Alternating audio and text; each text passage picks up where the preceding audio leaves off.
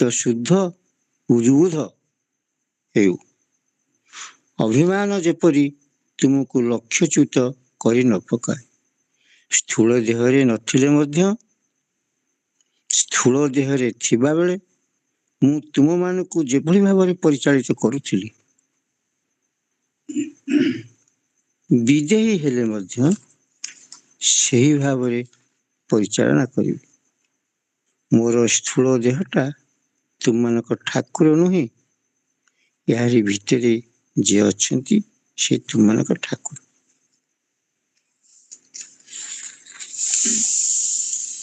ତୁମମାନଙ୍କ ପ୍ରାଣକୁ ଅନୁଭୂତିରେ ପୂର୍ଣ୍ଣ କର। ତୁମେମାନେ ଯେ ଜୀବନମୁକ୍ତ, ଏହି ଭାବ ସର୍ବଦା ଜାଗ୍ରତ କରି ରଖ। ଅନ୍ୟର ଆଦେଶ ପାଳନ ନିମିତ୍ତ କର୍ମରେ ବ୍ରତୀ ହୁଅ ନାହିଁ। ତୁମମାନଙ୍କ କର୍ମର ଉତ୍ସ ଆନନ୍ଦ। ଆନନ୍ଦରେ ତୁମମାନେ କର୍ମକୁ ବରଣ କରିଦିଅ। ଶ୍ରୀ ଗୁରୁଦେବଙ୍କ ଆଦର୍ଶକୁ ରୂପ ଦେବା ନିମିତ୍ତ ତୁମମାନଙ୍କ ଜୀବନ। ଏହି ଆଦର୍ଶ, ଏହି ଲକ୍ଷ୍ୟ ତୁମମାନଙ୍କ ମନରେ ଉଜ୍ଜ୍ୱଳ ଥିଲେ ତୁମମାନେ ନିତ୍ୟ ନୂତନ କର୍ମରେ ଆତ୍ମନିୟୋଗ କରିପାରିବ ଏବଂ ସେହି କର୍ମର ମଧ୍ୟ ଦେଇ ଅମୃତ ଆହରଣ କରିପାରିବ। ତୁମମାନେ ଶ୍ରୀ ଗୁରୁଦେବଙ୍କ ଉଦ୍ଦେଶ୍ୟ ସାଧନର ଗୋଟିଏ ଗୋଟିଏ ପ୍ରାଣବନ୍ତ ଯନ୍ତ୍ର। ଏହି କଥାଟି ମନରେ ଥିଲେ ଗୋଟିକ ପରେ ଗୋଟିଏ କର୍ମରେ ଆତ୍ମନିୟୋଗ କରି କ୍ରମେ ଅଗ୍ରଗତି ପଥରେ ଧାବିତ ହୋଇପାରିବ। ବତ୍ସ, ଯେତେ ସାଧନା କର ପଛକେ ଯେଉଁ କର୍ମଫଳ ଭୋଗ ଜଗତକୁ ଆସିଛ ତାହା ନିଶ୍ଚୟ ଭୋଗ କରିବାକୁ ହେବ। ତଥାପି ସାଧକଙ୍କ ପକ୍ଷରେ ତାହାର ଭୋଗ ଭିନ୍ନ ପ୍ରକାରରେ ଓ ଭିନ୍ନ ମାତ୍ରାରେ ହୋଇଥାଏ। ଜନ୍ମଗତ ପୁଣ୍ୟ ବଳରୁ ସାଧନାରେ ସିଦ୍ଧି ଲାଭ କଲେ ସଞ୍ଚିତ ମାନ ଧ୍ୱଂସ ହୋଇଯାଏ, କେବଳ ପ୍ରାରବ୍ଧ ଅବଶିଷ୍ଟ ରହେ। ଏହି ପ୍ରାରବ୍ଧ ଥିଲେ ମଧ୍ୟ ସୂର୍ଯ୍ୟଙ୍କ ନିକଟରେ ଚନ୍ଦ୍ର ପରି ତାହା ନିଷ୍ପ୍ରଭ ହୋଇ ରହେ।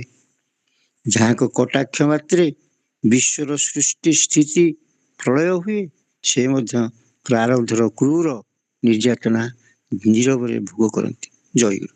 ପ୍ରାର୍ଥନା କର।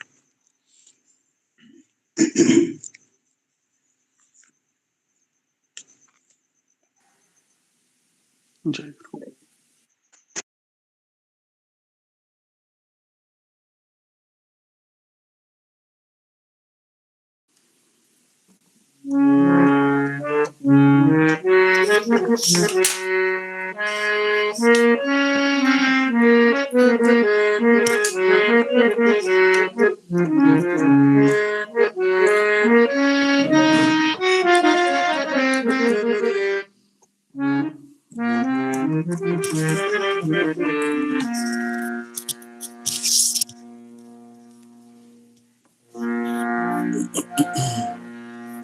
ଚରଣେ ଶରଣ ଦିଅ ପତିତ ପାବନ, ଅନ୍ତର୍ଯାମୀ ନାଥ ମୋର ଜୀବର ଜୀବନ। ଚରଣେ ଶରଣ ଦିଅ ପତିତ ପାବନ, ଅନ୍ତର୍ଯାମୀ ନାଥ ମୋର ଜୀବର ଜୀବନ। ଚରଣେ ଶରଣ ଦିଅ। ଜାଣିଛି ମୁଁ ଭଲ କରି ପାପି ନାହିଁ ମୋହ ସରି। ଜାଣିଛି ମୁଁ ଭଲ କରି ପାପି ନାହିଁ ମୋହ ସରି। ଜଗତ ନୟନେ ଯେଣୁ ଘୃଣିତ ପରାଣ, ଅନ୍ତିମ ଭରସା ମୋର ଆହେ ନାରାୟଣ। ଅନ୍ତିମ ଭରସା মোর আহে নারায়ণ বাঞ্ছা কল্প তরু তুমি পরাজনার্দন চরণে শরণ দিয় পতিত পাবন অন্তর্যামী নাথ মোর জীবর জীব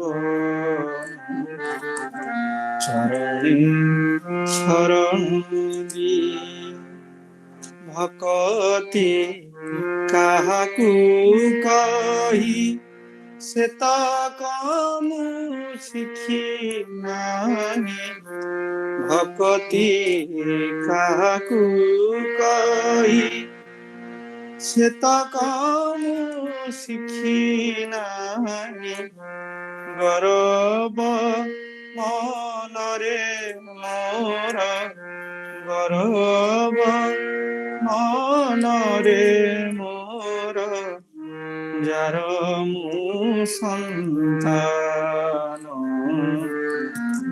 গরব মনরে মোর যার মু সন্তান মোর মো পিতা সে ত্রিজগতে একা বড় জন মো পিতা সে ত্রিজগতে একা বড় জন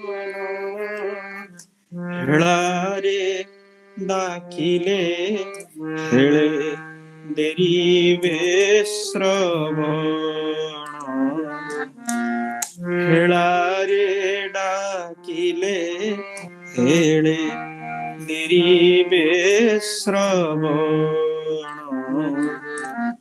চরণে শরণ দিয় পতিত পাবন অন্তর্যামী নাথ মোর জীবর জীবন চরণে শরণ দিয় মায়ার বন্ধন মোর দুরাহে দুরা কর মায়ার বন্ধন মোর দুরাহে দুরা কর অপরাধ ক্ষমা কর অপরাধ ক্ষমা কর করুণা নিধান অপরাধ ক্ষমা কর করুণা নিধান কণ্ঠে ভরি দিয় দেব তব জয় গান কণ্ঠে ভরি দিয় দেব তব জয় গান কর যোড়ি ଏହି ভিক্ষা মাগে অকিঞ্চন কণ্ঠে ভরি দিয়া দেব তব জয় গান কর যোড়ি ଏହି ভিক্ষা মাগে অকিঞ্চন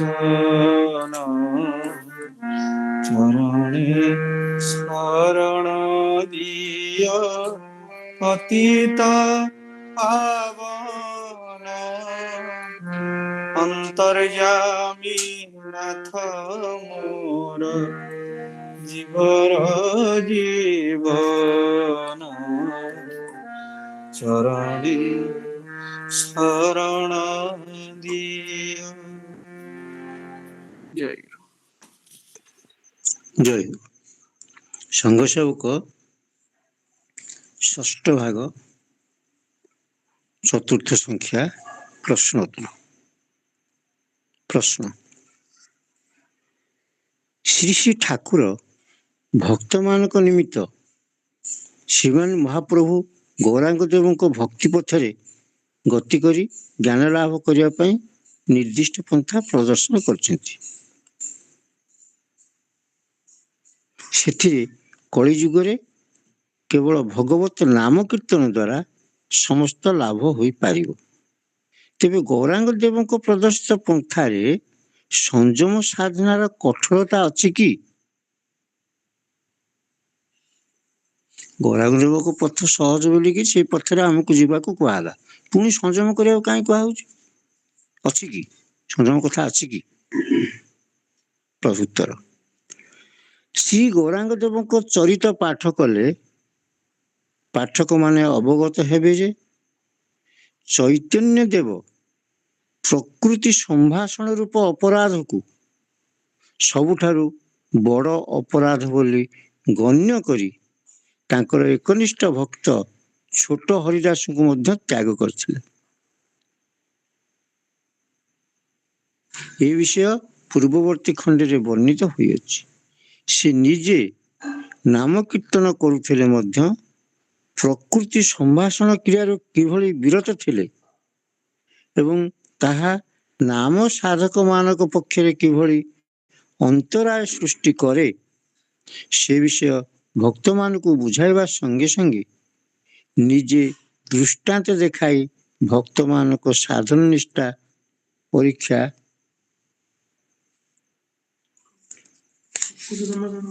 କରୁଥିଲେ।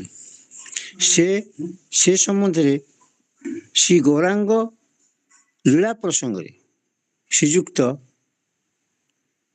ଜ୍ୟୋତିପ୍ରସାଦ ବନ୍ଦୋପାଧ୍ୟାୟ ମହାଶୟ ସୁନ୍ଦର ଭାବରେ ବର୍ଣ୍ଣନା କରିଛନ୍ତି। ଗୌରାଙ୍ଗ ଲୀଳା ପ୍ରସଙ୍ଗରେ ଶ୍ରୀ ଗୌରାଙ୍ଗ ଦେବ 25 ବର୍ଷ ବୟସରେ ପଦାର୍ପଣ କରିବା ବେଳେ ସ୍ୱେଚ୍ଛାରେ ଏବଂ ଆନନ୍ଦରେ ସନ୍ନ୍ୟାସ ବ୍ରତ ଗ୍ରହଣ କରିଥିଲେ। ଗୌରାଙ୍ଗ ଦେବ 25 ବର୍ଷ ବୟସରେ ସନ୍ନ୍ୟାସ ନେଇଥିଲେ। ତାଙ୍କ ଧର୍ମ ଶିକ୍ଷାର ମୂଳ ଉଦ୍ଦେଶ୍ୟ କାମିନୀ କାଞ୍ଚନ ତ୍ୟାଗ କରି ନାମ ଭଜନରେ ପ୍ରବୃତ୍ତ ହେବା, ଅର୍ଥାତ୍ ଏକାଦଶ ଇନ୍ଦ୍ରିୟ ଗ୍ରାହ୍ୟ ଯାବତୀୟ ପାର୍ଥିବ ସୁଖ ତ୍ୟାଗପୂର୍ବକ ହରିଭଜନ ସୁଖରେ ନିମଜ୍ଜିତ ରହିବା। ଭଗବତ ନାମ ଭଜନକାରୀ ମାନେ ଅତି କଠୋର ଭାବରେ ନୀତି ପାଳନ କରିବା ଦରକାର। ସେ ବିଷୟରେ ଯେତେ ନିୟମ ଅଛି ତାହା ପ୍ରତିପାଳନ କରିବାରେ ମହାପ୍ରଭୁ ଗୌରାଙ୍ଗ ଦେବ ଆଦୌ ତ୍ରୁଟି କରିନଥିଲେ। ପ୍ରକୃତି ସେ ତାଙ୍କର ଅନୁଗତ ଭକ୍ତମାନଙ୍କୁ କାମିନୀ କାଞ୍ଚନ ତ୍ୟାଗ ବିଷୟରେ ଯେଭଳି ପରାମର୍ଶ ଦେଇଛନ୍ତି, ରାମକୃଷ୍ଣ ଦେବ ଏବଂ ବୁଦ୍ଧଦେବ ମଧ୍ୟ ତାଙ୍କ ସନ୍ନ୍ୟାସୀ ଶିଷ୍ୟମାନଙ୍କୁ ସେହି ପ୍ରକାର ଉପଦେଶ ଦେଇଛନ୍ତି। ସାଧକମାନଙ୍କୁ ଏମାନେ ସର୍ବଦା ସତର୍କ କରାଇ ଦେଇଛନ୍ତି ଯେ ସାଧକ ବ୍ରହ୍ମଚାରୀମାନେ କାଷ୍ଠ ନିର୍ମିତ ସ୍ତ୍ରୀ ମୂର୍ତ୍ତିକୁ ମଧ୍ୟ ସ୍ପର୍ଶ କରିବା ଉଚିତ ନୁହେଁ। ଚୈତନ୍ୟ ଦେବ କେବଳ ଅନ୍ୟକୁ ଉପଦେଶ ଦେଇ କ୍ଷାନ୍ତ ହେଉନଥିଲେ, ସେ ନିଜ ଜୀବନରେ ଏହିସବୁ ନିୟମ ପ୍ରତିପାଳନ କରି ଶିଷ୍ୟମାନଙ୍କ ସମ୍ମୁଖରେ ମହାନ ଆଦର୍ଶ ସ୍ଥାପନ ପୂର୍ବକ ସେମାନଙ୍କୁ ଶିକ୍ଷା ଦେଉଥିଲେ।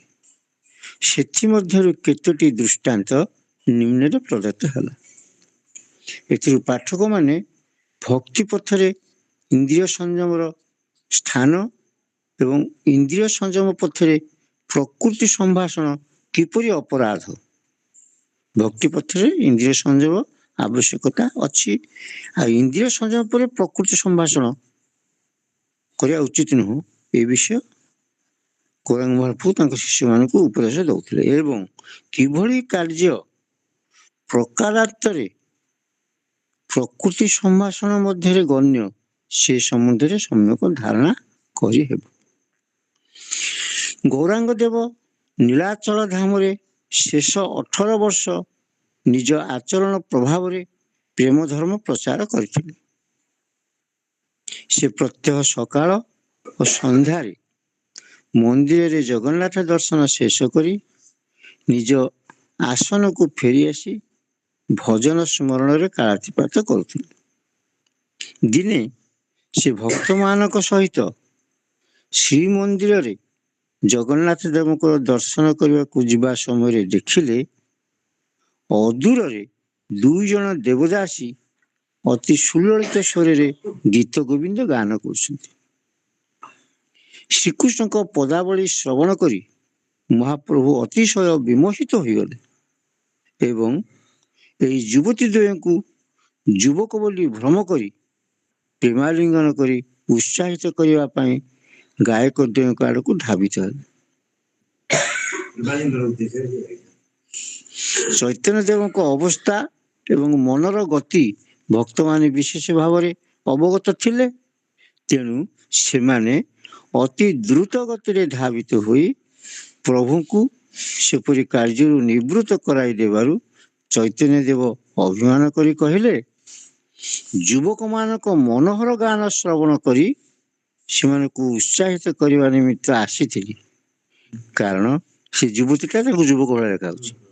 କାରଣ ସେମାନେ ମନୋହର ଗାନ ଦ୍ୱାରା ଚିତ୍ତକୁ ମୁଗ୍ଧ କରିଦେଉଛନ୍ତି। ତୁମେମାନେ ମୋତେ ଏଥିରୁ ନିବୃତ୍ତ କଲ କାହିଁକି? ଭକ୍ତମାନେ ସହାସ୍ୟ ବଦନରେ ଉତ୍ତର ଦେଲେ, ପ୍ରଭୁ ସେମାନେ ଯୁବକ ନୁହନ୍ତି, ଦୁଇ ଜଣ ଦେବଦାସୀ।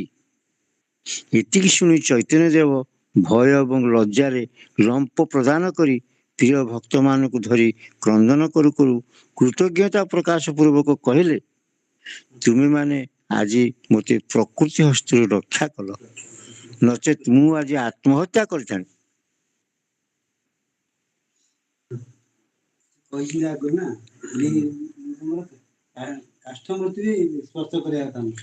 ଭକ୍ତମାନେ ଚୈତନ୍ୟ ଦେବଙ୍କୁ ଅବତାର ଜ୍ଞାନ କରୁଥିଲେ ମଧ୍ୟ ତାଙ୍କର ମର୍ଯ୍ୟାଦା ରକ୍ଷା ନିମିତ୍ତ ସର୍ବଦା ସଚେଷ୍ଟ ଥିଲେ। ଜଣେ ଅଷ୍ଟମ ବର୍ଷୀୟ ସୁନ୍ଦର ବାଳକ ମହାପ୍ରଭୁଙ୍କ ନିକଟକୁ ଆସି ହରିନାମ ଗାନ ଓ ନୃତ୍ୟ କରି ପ୍ରଭୁଙ୍କର ଆନନ୍ଦ ବର୍ଦ୍ଧନ କରୁଥିଲା। ପ୍ରଭୁଙ୍କ ଆଦର ଯତ୍ନ ଓ ସ୍ନେହ ଲାଭ କରି ସେ ପ୍ରତ୍ୟହ ତାଙ୍କ ନିକଟକୁ ଆସି ନାମ ଶୁଣାଇ ନୃତ୍ୟ କରି ଆନନ୍ଦ ଦେବାକୁ ଆରମ୍ଭ କରିବା ଦେଖି ଭକ୍ତ ଦାମୋଦର ସେ ବାଳକକୁ ନାନା କୌଶଳରେ ପ୍ରଭୁଙ୍କ ନିକଟରୁ ଅପସାରଣ କରିନିଅନ୍ତି। ଦିନେ ମହାପ୍ରଭୁ ଶ୍ରୀ ଚୈତନ୍ୟ ଦେବ ଦାମୋଦରଙ୍କୁ କହିଲେ, ଦାମୋଦର ତୁମେ ବାଳକ ପ୍ରତି ଏପରି କ୍ରୋଧାନ୍ୱିତ ଭାବ ପ୍ରଦର୍ଶନ କରିବାର କାରଣ କ'ଣ? ଦାମୋଦର ଉତ୍ତର କଲେ, ପ୍ରଭୁ ମୁଁ ମାୟା ମମତାହୀନ ବୋଲି ମନେ କରିବେ ନାହିଁ। ମୋର ମଧ୍ୟ ବାଳକ ପ୍ରତି ଯଥେଷ୍ଟ ସ୍ନେହ ଅଛି। ତାହା ପ୍ରତି କ୍ରୋଧାନ୍ୱିତ ହେବାର କାରଣ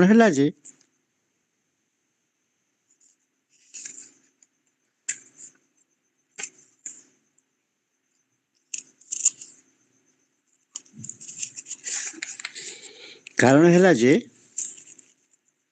ବାଳକର ମା ଅଳ୍ପ ବୟସ୍କା ଏବଂ ବିଧବା। ସେ ପରମ ସୁନ୍ଦରୀ ଯୁବତୀ। ତୁମେ ମଧ୍ୟ ପରମ ସୁନ୍ଦର ଯୁବକ ସନ୍ନ୍ୟାସୀ। ବାଳକ ପ୍ରତି ଯଦି ତୁମର ଅତ୍ୟଧିକ ମମତା ଜନ୍ମେ, ତେବେ ସମାଜରେ ତୁମ ଚରିତ୍ରରେ ଲୋକେ ଦୋଷାରୋପ କରିବେ। ତୁମର ନିନ୍ଦା ସମାଲୋଚନା ଶୁଣିଲେ ଆମ ହୃଦୟ ବିଦୀର୍ଣ୍ଣ ହୋଇଯିବ। ତେଣୁ ତୁମ ହିତ ଦୃଷ୍ଟିରୁ ମୁଁ ଏପରି ବ୍ୟବସ୍ଥା କରିଅଛି। କୃତଜ୍ଞତାରେ ମହାପ୍ରଭୁଙ୍କ ଅନ୍ତର ପୂର୍ଣ୍ଣ ହୋଇଗଲା। ସେ ଭକ୍ତକୁ ଆଲିଙ୍ଗନ କରି କହିଲେ, ଦାମୋଦର ତୁ ଆଜି ମୋତେ ଭୀଷଣ ବିପଦ ସାଗରରୁ ଉଦ୍ଧାର କରିବାକୁ ସକ୍ଷମ ହେଲୁ। ଏହି ଘଟଣାରୁ ପାଠକମାନେ ବୁଝିବେ ଯେ ଭକ୍ତି ପଥରେ ବିଳାସିତା ଏବଂ ପ୍ରକୃତି ସମ୍ଭାଷଣ କିପରି ଅପରାଧଜନକ କାର୍ଯ୍ୟ। ଆଉ ଦିନେ ଜଗଦାନନ୍ଦ ନାମକ ଜଣେ ଭକ୍ତ ନବଦ୍ୱୀପରୁ ନିଜ ହାତରେ ମଧ୍ୟମ ନାରାୟଣ ତୈଳ ପ୍ରସ୍ତୁତ କରି ପ୍ରଭୁଙ୍କ ପାଇଁ ଆଣିଥିଲେ। ଏହି ତୈଳ ଖୁବ୍ ମୂଲ୍ୟବାନ।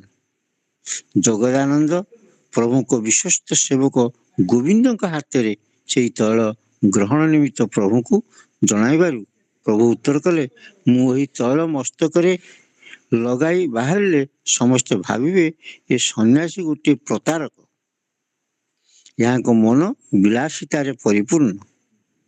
ଏହି ତୈଳ ଜଗନ୍ନାଥଙ୍କୁ ଉପହାର ଦିଅ, ତୁମ ଶ୍ରମ ସାର୍ଥକ ହେଇଯିବ। ପ୍ରଶ୍ନ,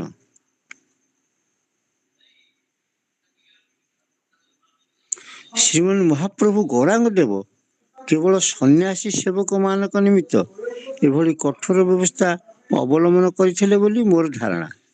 ଗୃହସ୍ଥ ମାନଙ୍କ ପ୍ରତି କଣ ଏହା ପ୍ରଯୁଜ୍ୟ? ଏ ଯୋଉ ନୀତି ନିୟମ ସଂଯମ ସନ୍ନ୍ୟାସୀ ମାନଙ୍କ ପ୍ରତି ପ୍ରଯୁଜ୍ୟ ବୋଲି ମୋର ଧାରଣା, କିନ୍ତୁ ଏଟା କଣ ଗୃହସ୍ଥ ମାନଙ୍କ ପ୍ରତି ପ୍ରଯୁଜ୍ୟ?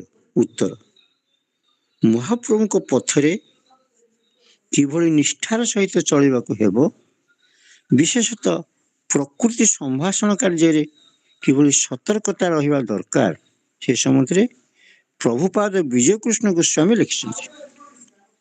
ବର୍ତ୍ତମାନ ଗୃହସ୍ଥ ମାନଙ୍କୁ ଆମେମାନେ ଯେଉଁ ସାଧନ ପ୍ରଦାନ କରୁଅଛୁ, ପୂର୍ବ କାଳରେ ତାହା କେବେ ହେଲେ ଗୃହସ୍ଥ ମାନଙ୍କୁ ଦିଆଯାଉନଥିଲା। ଏବେ ପ୍ରଥମ କରି ଗୃହସ୍ଥ ମାନଙ୍କୁ ସେହି ସାଧନ ଭୋଜନ ଅଧିକାର ଲାଭ କରିବା ପାଇଁ ନିର୍ଦ୍ଦେଶ ଦିଆଗଲା। କେବଳ ଯୋଗୀ ଋଷି ଏବଂ ସାଧୁ ସନ୍ନ୍ୟାସୀ ମାନଙ୍କ ମଧ୍ୟରେ ଏହି ସାଧନ ପ୍ରଚଳିତ ଥିଲା। କେହି ଇଚ୍ଛା କଲା ମାତ୍ରେ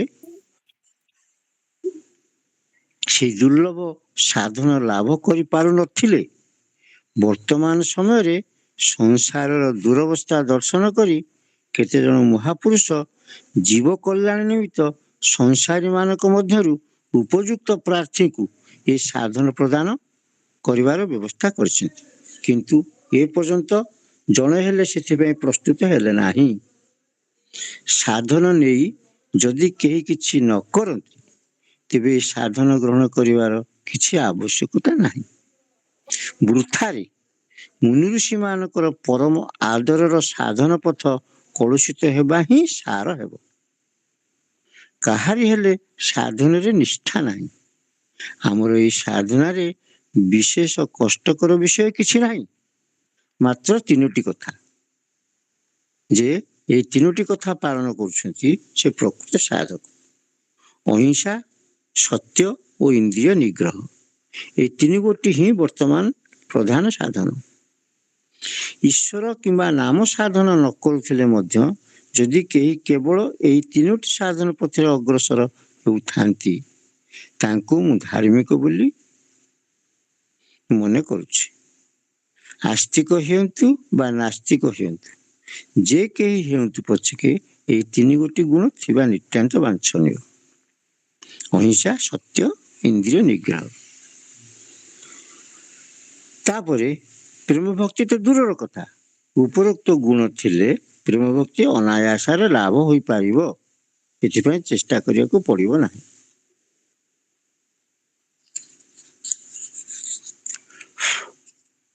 ମନୁଷ୍ୟର କର୍ତ୍ତବ୍ୟ ଏହି ତିନି ଗୋଟି ସାଧନରେ ଶେଷ ହେଲା ବୋଲି ଜାଣିବ। এই ତିନୋଟି ମଧ୍ୟରୁ କୌଣସି ଗୋଟିକ ପ୍ରତି ଶିଥିଳତା ଜାତ ହେଲେ, ସଂକୀର୍ତ୍ତନରେ ଯେତେ ଭାବୋଚ୍ଛ୍ୱାସ ଆସିଲେ ମଧ୍ୟ କିମ୍ବା ନାମ ନେବା ବେଳେ ଅଶ୍ରୁପାତ ହେଉଥିଲେ ମଧ୍ୟ ତାହା କିଛି ନୁହେଁ। ସୁତରାଂ ଗୃହସ୍ଥମାନେ ଉଚ୍ଚ ସାଧନର ଅଧିକାରୀ ହେବାକୁ ହେଲେ ବ୍ରହ୍ମଚର୍ଯ୍ୟ ବ୍ରତର ନିଷ୍ଠା ରଖି ଚଳିବା ବାଞ୍ଛନୀୟ। ଶ୍ରୀ ଠାକୁର ମଧ୍ୟ ଗୃହସ୍ଥମାନଙ୍କୁ ବହୁବିଧ ଉପଦେଶ ପ୍ରଦାନ କରି ଶ୍ରୀ ଗୌରାଙ୍ଗ ଦେବଙ୍କ ପଥରେ ଗତି କରିବାକୁ ନିର୍ଦ୍ଦେଶ ଦେଇଛନ୍ତି। ଜୟ ପ୍ରାର୍ଥନା ଦେବ।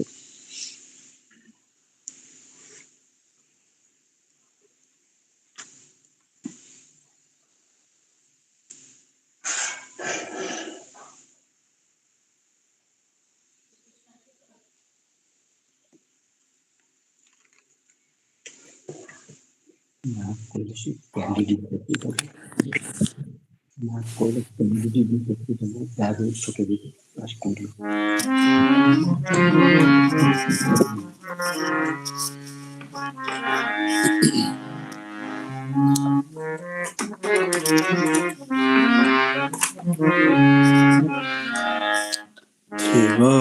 ଯେତେ ଦିନ ପିଣ୍ଡରେ ପରାଣ କର କର ଗୁରୁ ନାମ ସାର ଥିବ ଯେତେ ଦିନ ପିଣ୍ଡରେ ପରାଣ ଶ୍ରୀ ଗୁରୁ ଚରଣ ବରଣ କର ତୁ ଶ୍ରୀ ଗୁରୁ ଚରଣ କର ତୁ ବରଣ মুখে ফুটু থাই হস ধার ଥିବ ଯେତେ ଦିନ ପିଣ୍ଡରେ ପରାଣ ଆସିବ ଜୀବନେ ଦୁଃଖ ତାପ କେତେ ଆସିବ ମରଣ ଦିନେ আচম্বিতে হসমখা মুখে সহি সুখে দুঃখে হসমখা মুখে সহি সুখে দুঃখে গুরু কৃপামণি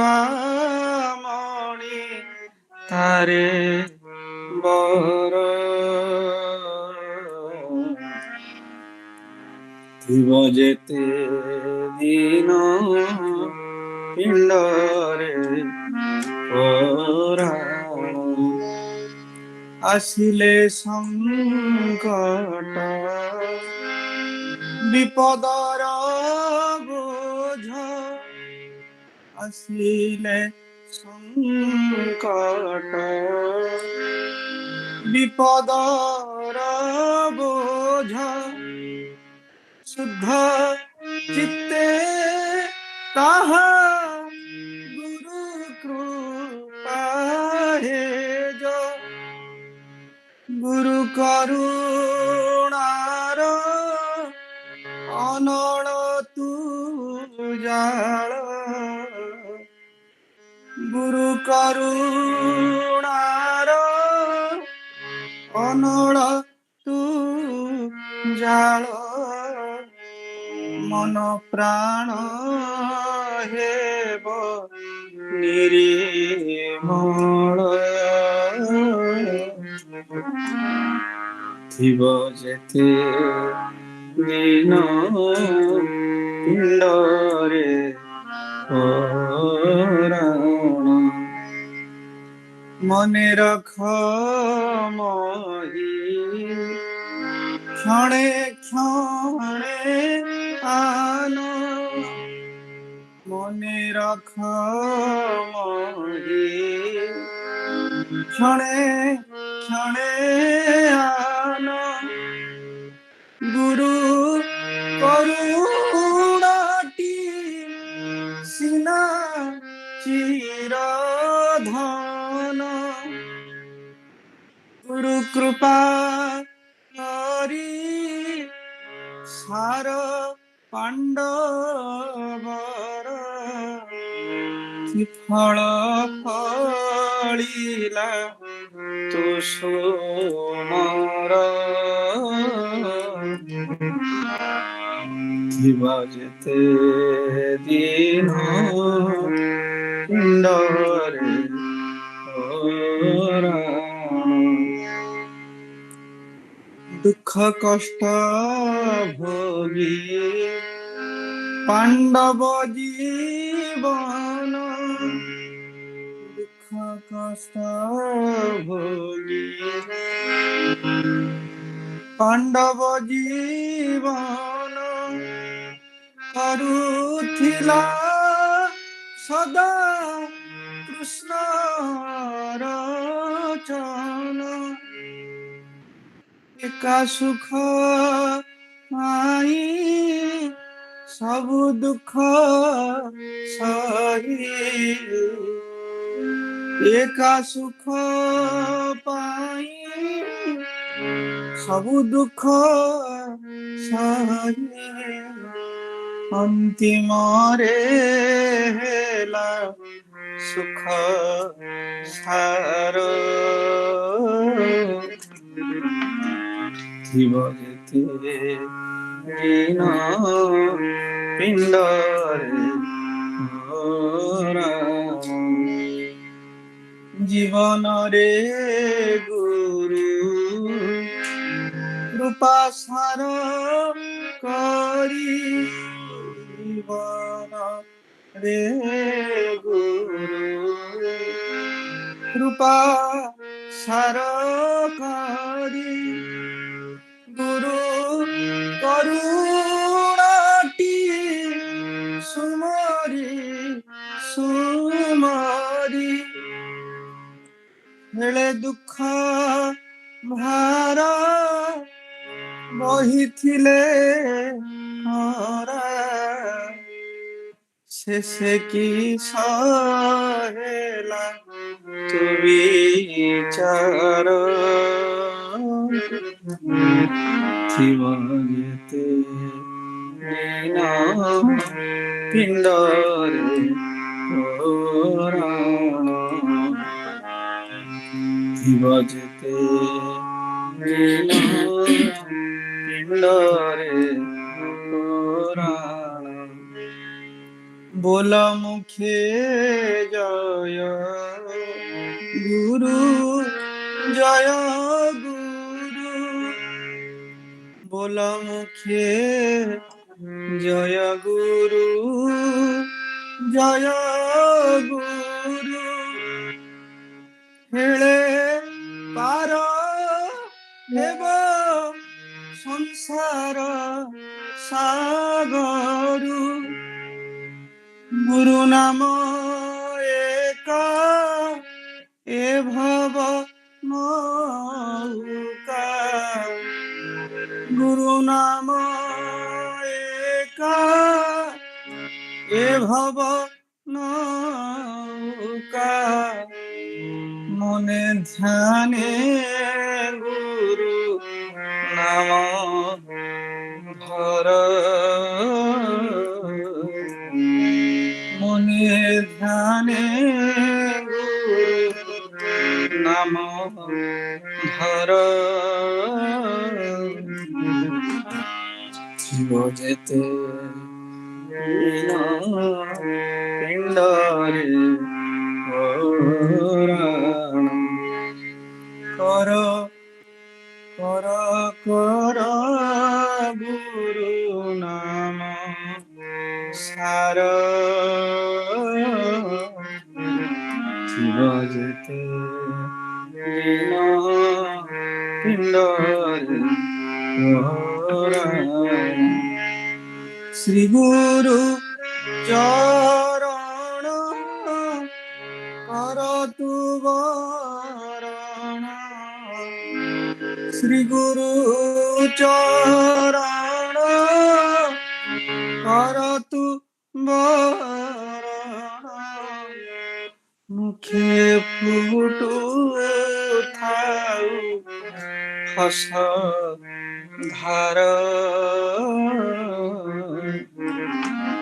ଥିବ ଯେତେ ଦିନ ପିଣ୍ଡରେ ପୁରାଣ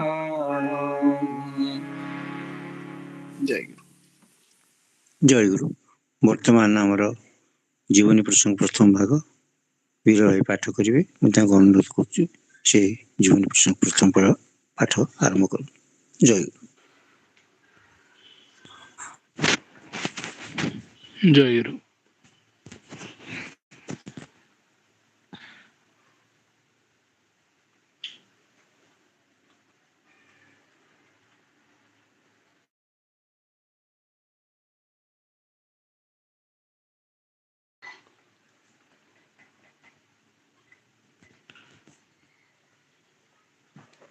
ଜୟଗୁରୁ।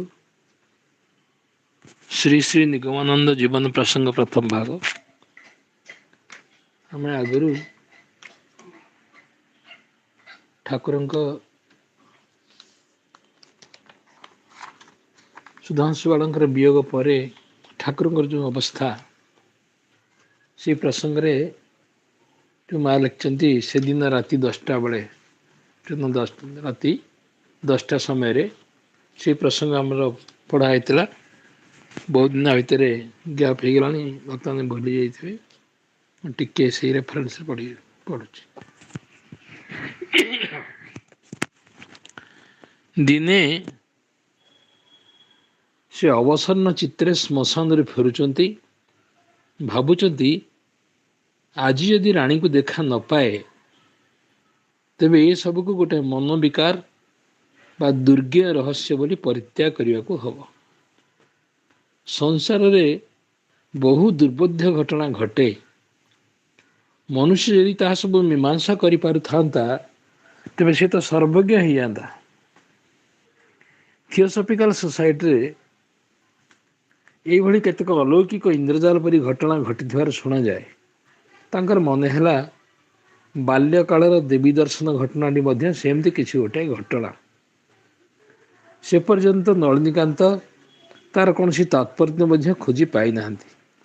ସମ୍ଭବତଃ ରାଣୀଙ୍କର ଦର୍ଶନ ଓ ତାହାଙ୍କର ଅଳଙ୍କାର ଶବ୍ଦ ଶ୍ରବଣ ପ୍ରଭୃତି ଘଟଣା ଉପରୋକ୍ତ ପ୍ରକାରର କୌଣସି ଅନିର୍ଣ୍ଣୟ ଘଟଣାରେ ରହିଯିବ।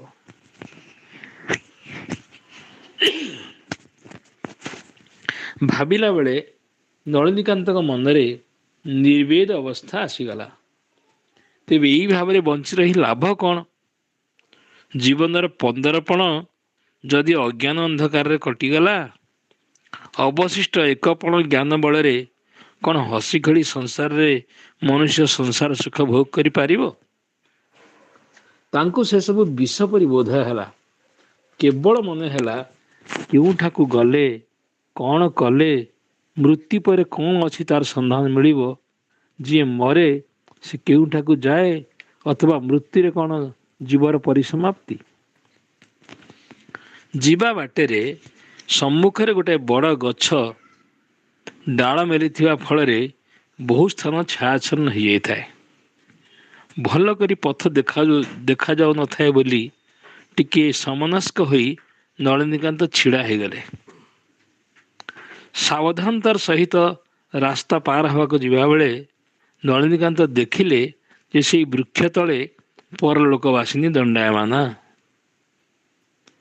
ସ୍ତମ୍ଭିତ ଓ ବିସ୍ମିତ ହୋଇ ନଳିନୀକାନ୍ତ ଦେଖିଲେ, ରାଣୀ ଆସି ସମ୍ମୁଖରେ ଛିଡ଼ା ହୋଇଛନ୍ତି। ଏଥିରେ କିଛି ଭ୍ରମ ନାହିଁ। ବିଷର୍ଣ୍ଣ ବଦନରେ ତାଙ୍କ ଆଡ଼କୁ ଚାହିଁ ଯେପରି କହୁଛନ୍ତି, ବର୍ତ୍ତମାନ ସୁଦ୍ଧା ତମର ଅବିଶ୍ୱାସ ଗଲା ନାହିଁ? କେବଳ ମୃତ୍ୟୁରେ ଏ ଜୀବନର ଅବସାନ ନୁହଁ। ଜଗତ ରହସ୍ୟ କୁଞ୍ଚିକାଠି ପାଇବାକୁ ହେଲେ ମରଣ ତତ୍ତ୍ୱ ଅବଗତ ହେବାକୁ ପଡ଼ିବ। ନଳିନୀକାନ୍ତ ଅଧିକ ସମୟ ସେହି ଅନୈସର୍ଗିକ ମୂର୍ତ୍ତିକୁ ଅନେଇ ପାରିଲେ ନାହିଁ।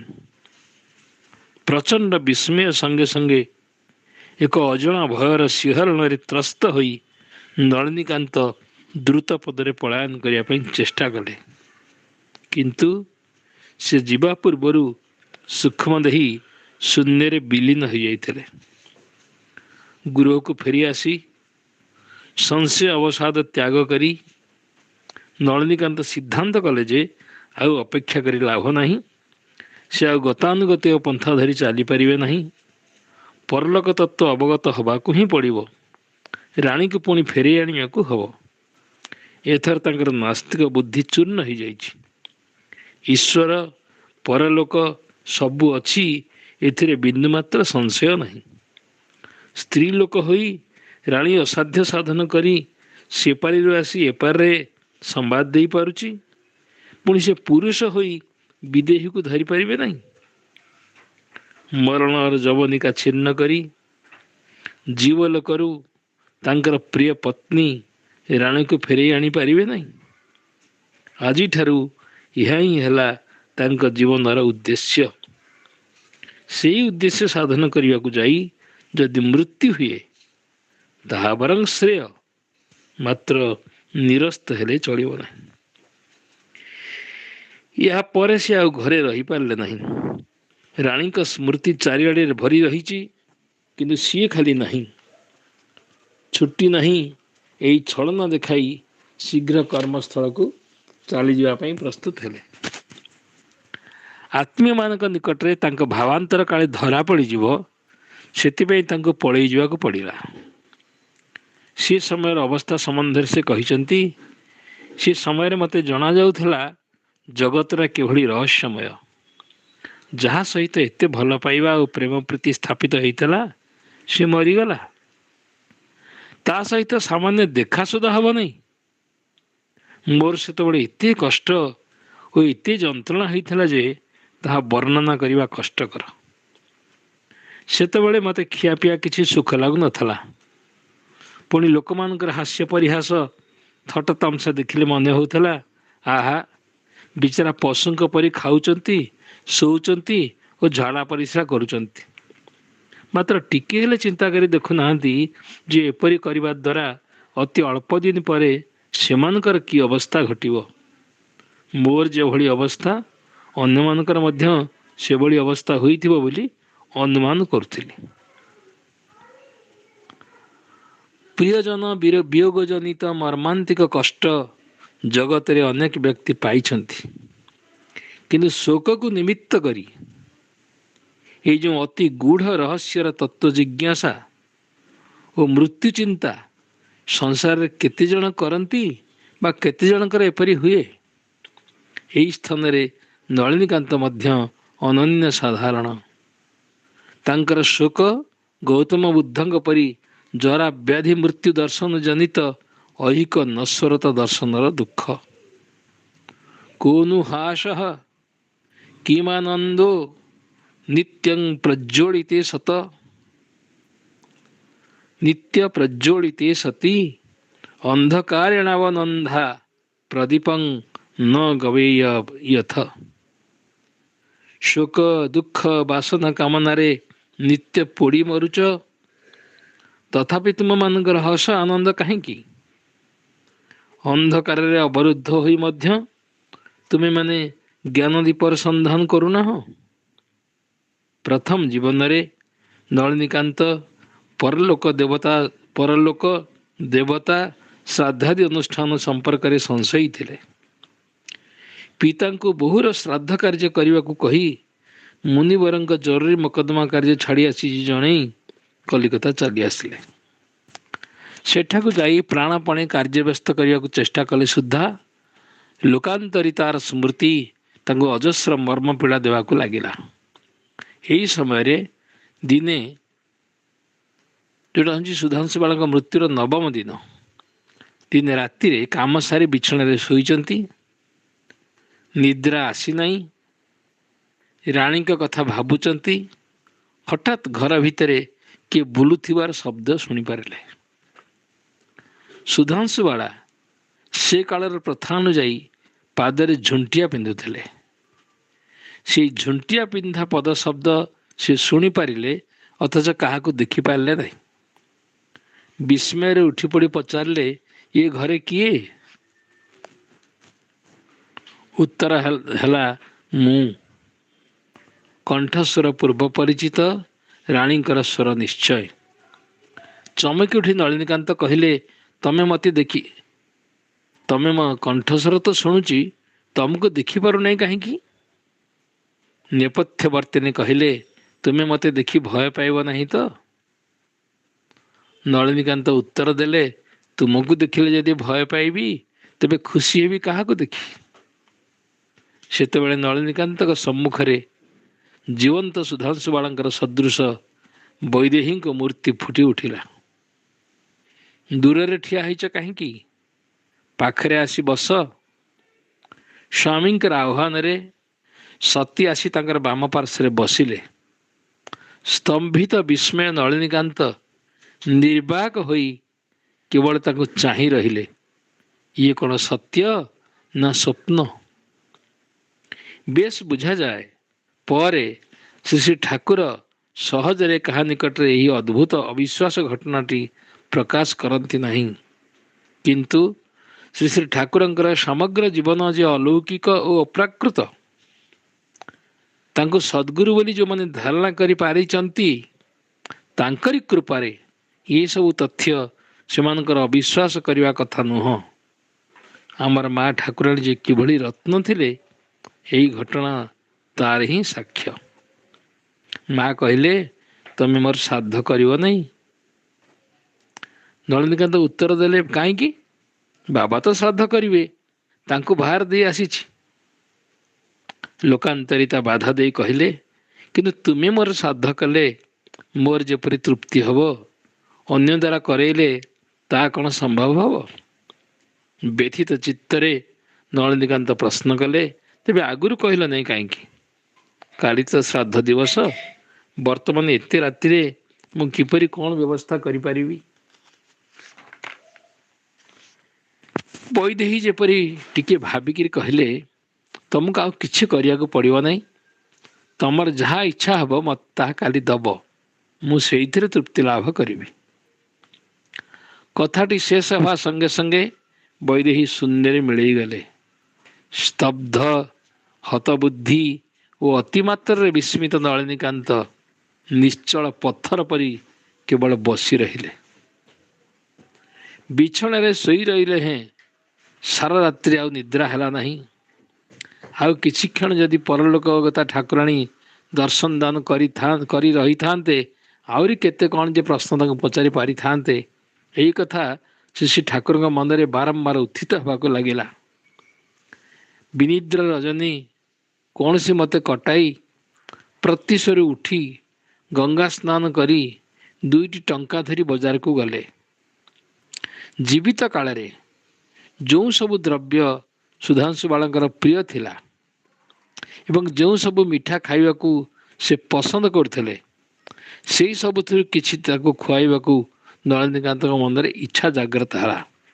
ଭାବିଲେ, ହାୟ, କିଛି ତ ମୁଁ ତାକୁ କେବେ ଦେଇପାରି ନାହିଁ। କେବେ ସେ କ'ଣ ଚାହିଁଥିଲେ ସେ ଦେଇପାରିନଥିଲେ।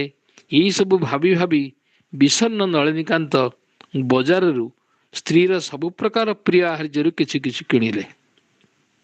ଗୃହକୁ ଫେରି କି ଭାବରେ କ'ଣ କରିବାକୁ ହେବ କିଛି ଠିକ୍ କରି ନପାରି ଘରର ଗୋଟିଏ ଅଂଶ ଓଳେଇ ପରିଷ୍କାର କରି ଲିପି ପୋଛି ଶ୍ରାଦ୍ଧ ଜିନିଷ ଗୁଡ଼ିକ ଦେବତାଙ୍କର ଭୋଗ ପରିପାଟି ସହକାରେ ଗୋଟିଏ ଥାଳିରେ ସଜେଇ ଆସନ ଟିକେ ପକାଇ ଓ ଗିଲାସେ ପାଣି ରଖିଦେଇ ଆସନର ସମ୍ମୁଖରେ ସନ୍ତର୍ପଣରେ ରଖି ସୁଧାଂଶୁ ବାଳାଙ୍କୁ ସ୍ମରଣ କରି ଉପବାସୀ ପୂଜାରୀ ସଦୃଶ ଟିକେ ଦୂରରେ ବସି ରହିଲେ ଓ ବ୍ୟଗ୍ର ଚିତ୍ତରେ କହିଲେ, ମୋର ଏ କ୍ଷୁଦ୍ର ଉପହାର ତୁମେ ଗ୍ରହଣ କର।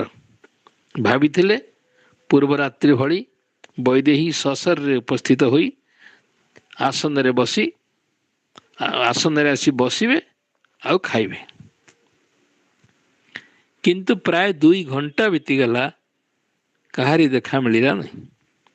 କ୍ଷୁବ୍ଧ ବିରକ୍ତ ନଳିନୀକାନ୍ତ ଭାବିଲେ, କାଲି ରାତିରେ ଯାହା ଦେଖିଛି ତାହା ମୋର ସ୍ତ୍ରୀ ବିଷୟରେ ଉଗ୍ର ଚିନ୍ତାର ଫଳ। ବାୟୁ କୁପିତ ହେବାରୁ ହୁଏତ ସ୍ୱପ୍ନ ଦେଖିଛି। ଉତ୍କଟ ରୋଗ ପ୍ରକୋପରେ ପଡ଼ି ମନୁଷ୍ୟ ଯେମିତି କେତେ କ'ଣ ଦେଖେ ଶୁଣେ, ମୁଁ ସେହିପରି ଶୋକଗ୍ରସ୍ତ ହୋଇ ଯାହା ତାହା ବୋଧେ ଦେଖିଛି। ମଲା ମନୁଷ୍ୟ ଫେରି ଆସିବାର କେବେ କ'ଣ କିଏ ଦେଖିଛି? ତାହେଲେ ମୋର ମା ଆସି ତ ମୋତେ ଦେଖାଇ ଦେଇଥାନ୍ତା। ମିଛରେ ମୁଁ ପଇସା ଖର୍ଚ୍ଚ କରି ଏତେ ଜିନିଷ ଆଣିଲି। ଠିକ୍ ଅଛି, ଏହିସବୁ ଖାଦ୍ୟଦ୍ରବ୍ୟ ମୁଁ ନିଜେ ଖାଇନେବି। ମୋର ଦୁର୍ବଳ ମନର ଶାସନ ପ୍ରୟୋଜନ। ଏହା ଭାବି ନିରାଶ ହୋଇ ତିକ୍ତ ଚିତ୍ତରେ ନିଜ ଆସନରେ ବସି ହାତ ବଢ଼େଇ ଗୋଟିଏ ଜିନିଷ ଖାଇବାକୁ ଉଠେଇ ନେଉ ନେଉ ଶବ୍ଦ ହେଲା, ଛି ଛି, ଇଏ କ'ଣ କରୁଛ? ଏହା କହି ଗତ ରାତ୍ରି ପରି ମୂର୍ତ୍ତ ହୋଇ ସୁଧାଂଶୁ ବାଳା ଶ୍ରୀ ଠାକୁରଙ୍କର ହାତ ଚାପି ଧରି ବାଧା ଦେଲେ। ନଳିନୀକାନ୍ତ ବିମୂଢ଼ ଭାବରେ ବସି ଉତ୍ତର ଦେଲେ, ତମେ ତ ଖାଇଲ ନାହିଁ, ତେଣୁ ମୁଁ ଖାଇବାକୁ ଯାଉଥିଲି। ଠାକୁରାଣୀ କହିଲେ, ମୁଁ ଯେ ସେସବୁ ଖାଇଛି, ମୋର ଉଚ୍ଛିଷ୍ଟ ଖାଇବ? ନଳିନୀକାନ୍ତ ପ୍ରଶ୍ନ କଲେ, ଖାଇଛ ବୋଲି କହୁଛ କେମିତି? ମୁଁ ତ ଏତେ ସମୟ ହେଲା ବସି ରହିଛି, କାହିଁ ଖାଇବାର ତ ଦେଖିଲି ନାହିଁ। ସୁଧାଂଶୁ ବାଳଙ୍କର ଛାୟାମୂର୍ତ୍ତି ଗମ୍ଭୀର ସ୍ୱରରେ କହିଲେ,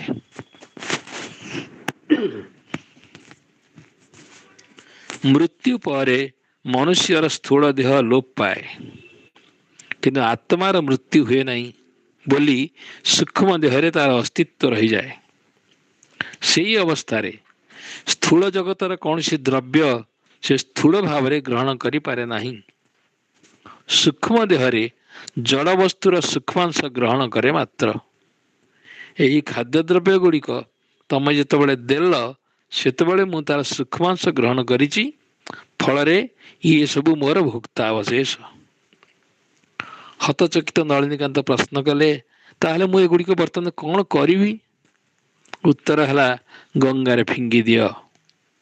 ପରକ୍ଷଣରେ ଅଭାବିତ ଘଟଣା ଓ କଥୋପକଥନରେ ଅଭିଭୂତ ନଳିନୀକାନ୍ତଙ୍କ ଚକ୍ଷୁ ସାମ୍ନାରେ ମା ଠାକୁରାଣୀ ଉଭେଇ ଗଲେ। ପରଲୋକ ନାହିଁ, ମୃତ୍ୟୁ ପରେ ଅସ୍ତିତ୍ୱ ରହେ ନାହିଁ, ସୁତରାଂ ହିନ୍ଦୁର ଅନ୍ତ୍ୟେଷ୍ଟି କ୍ରିୟା, ଶ୍ରାଦ୍ଧ ତର୍ପଣ ସବୁ ନିରର୍ଥକ ଅନୁଷ୍ଠାନ। ଏହା ଥିଲା ଯୁକ୍ତିବାଦୀ ନଳିନୀକାନ୍ତଙ୍କର ବିଶ୍ୱାସ। ଏହି ଧରଣର ପରଲୋକ ଅବିଶ୍ୱାସୀ ଇହ ସର୍ବସ୍ୱ ଜଡ଼ବାଦୀମାନେ ହିଁ ପ୍ରକୃତ ନାସ୍ତିକ। ସଦ୍ଗୁରୁ ଶ୍ରୀ ଶ୍ରୀ ଠାକୁର ପରବର୍ତ୍ତୀ କାଳରେ ଏକଥା ବାରମ୍ବାର କହିଛନ୍ତି। ନାସ୍ତିକ୍ୟ ବୁଦ୍ଧିର ମୂଳରେ କୁଠାରଘାତ କରି ଆମ ଠାକୁରାଣୀ ହିଁ ପ୍ରଥମେ ତାଙ୍କ ଚକ୍ଷୁ ଖୋଲି ଦେଇଥିଲେ, ଆଧ୍ୟାତ୍ମ ରାଜ୍ୟର ଦ୍ୱାର ଦେଖାଇ ଦେଇଥିଲେ। ନଳିନୀକାନ୍ତଙ୍କର ସମସ୍ତ ଭାବନାର ଧାରା ଏହି ଘଟଣା ପରେ ଆମୂଳ ପରିବର୍ତ୍ତିତ ହୋଇଗଲା। ଖାଇବା ଜିନିଷ ଗୁଡ଼ିକ ଗୋଟେ ଠୁଙ୍ଗାରେ ଭର୍ତ୍ତି କରିଦେଇ ପତ୍ନୀଙ୍କ ନିର୍ଦ୍ଦେଶ ଅନୁସାରେ ନଳିନୀକାନ୍ତ ଗଙ୍ଗାରେ ବିସର୍ଜନ ଦେଲେ।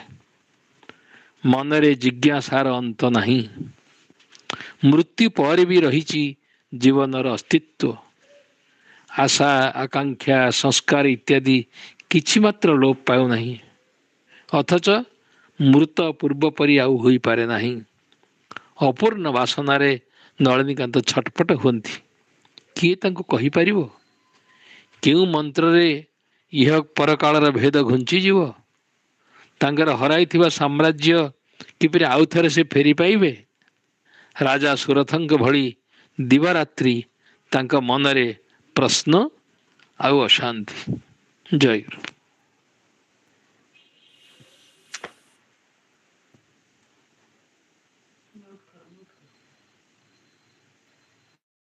ପ୍ରାର୍ଥନା ପଢୁନ, ପ୍ରାର୍ଥନା ପଢ।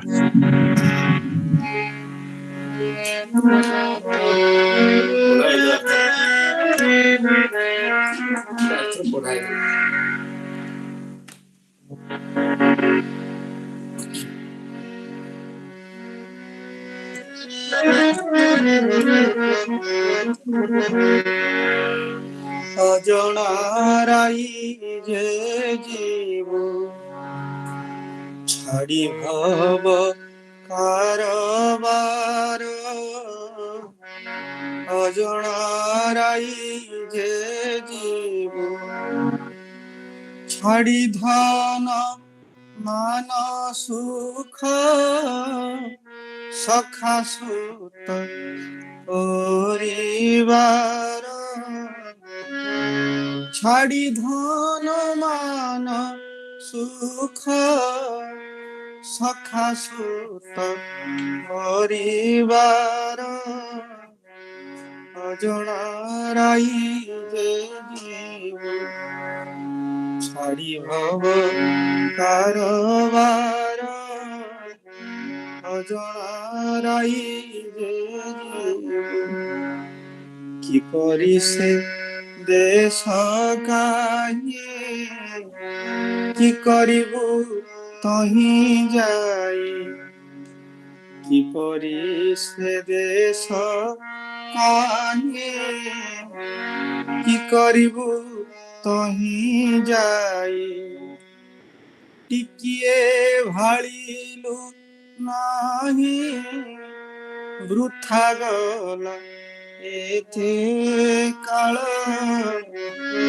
ଟିକିଏ ଭାଳିଲୁ ନାହିଁ ବୃଥା ଗଲା এতে কাল অজনারাই জীব ছাড়ি ভব কারবার অজনারাই জীব দ্বারা সুত ভাই বন্ধু যাহা পাই ইতে কান্দ দ্বারা সুত ভাই বন্ধু যাহা পাই এতে কান্দ স্বার্থরে লাগিলে বাধা নহিবে কি আপনার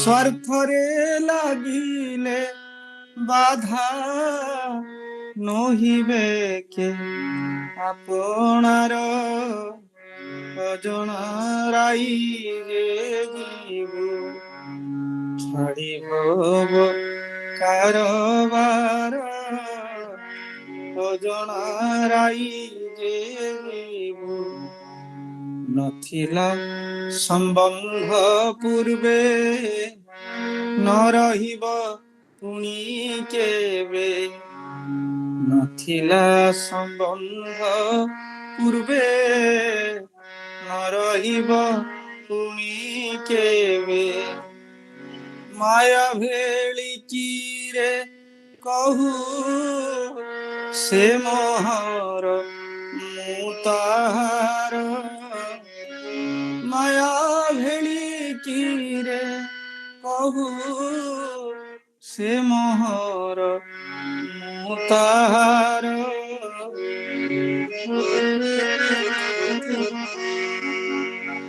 ছাড়ি হব কারবার অজনারাই জীব করু যেতে কর্ম একা সে তো জীবন পঞ্জিকা করু যেতে কর্ম একা সে তো জীবন পঞ্জিকা কালকু জিনে সে লেখা তো ভাগ্য পথর গার কালকু জিনে সে লেখা তো ভাগ্য পথর গার অজনারাই যে জীব ছাড়ি ভব কারবার অজনারাই যে জীব গুরু সম কাহি সখা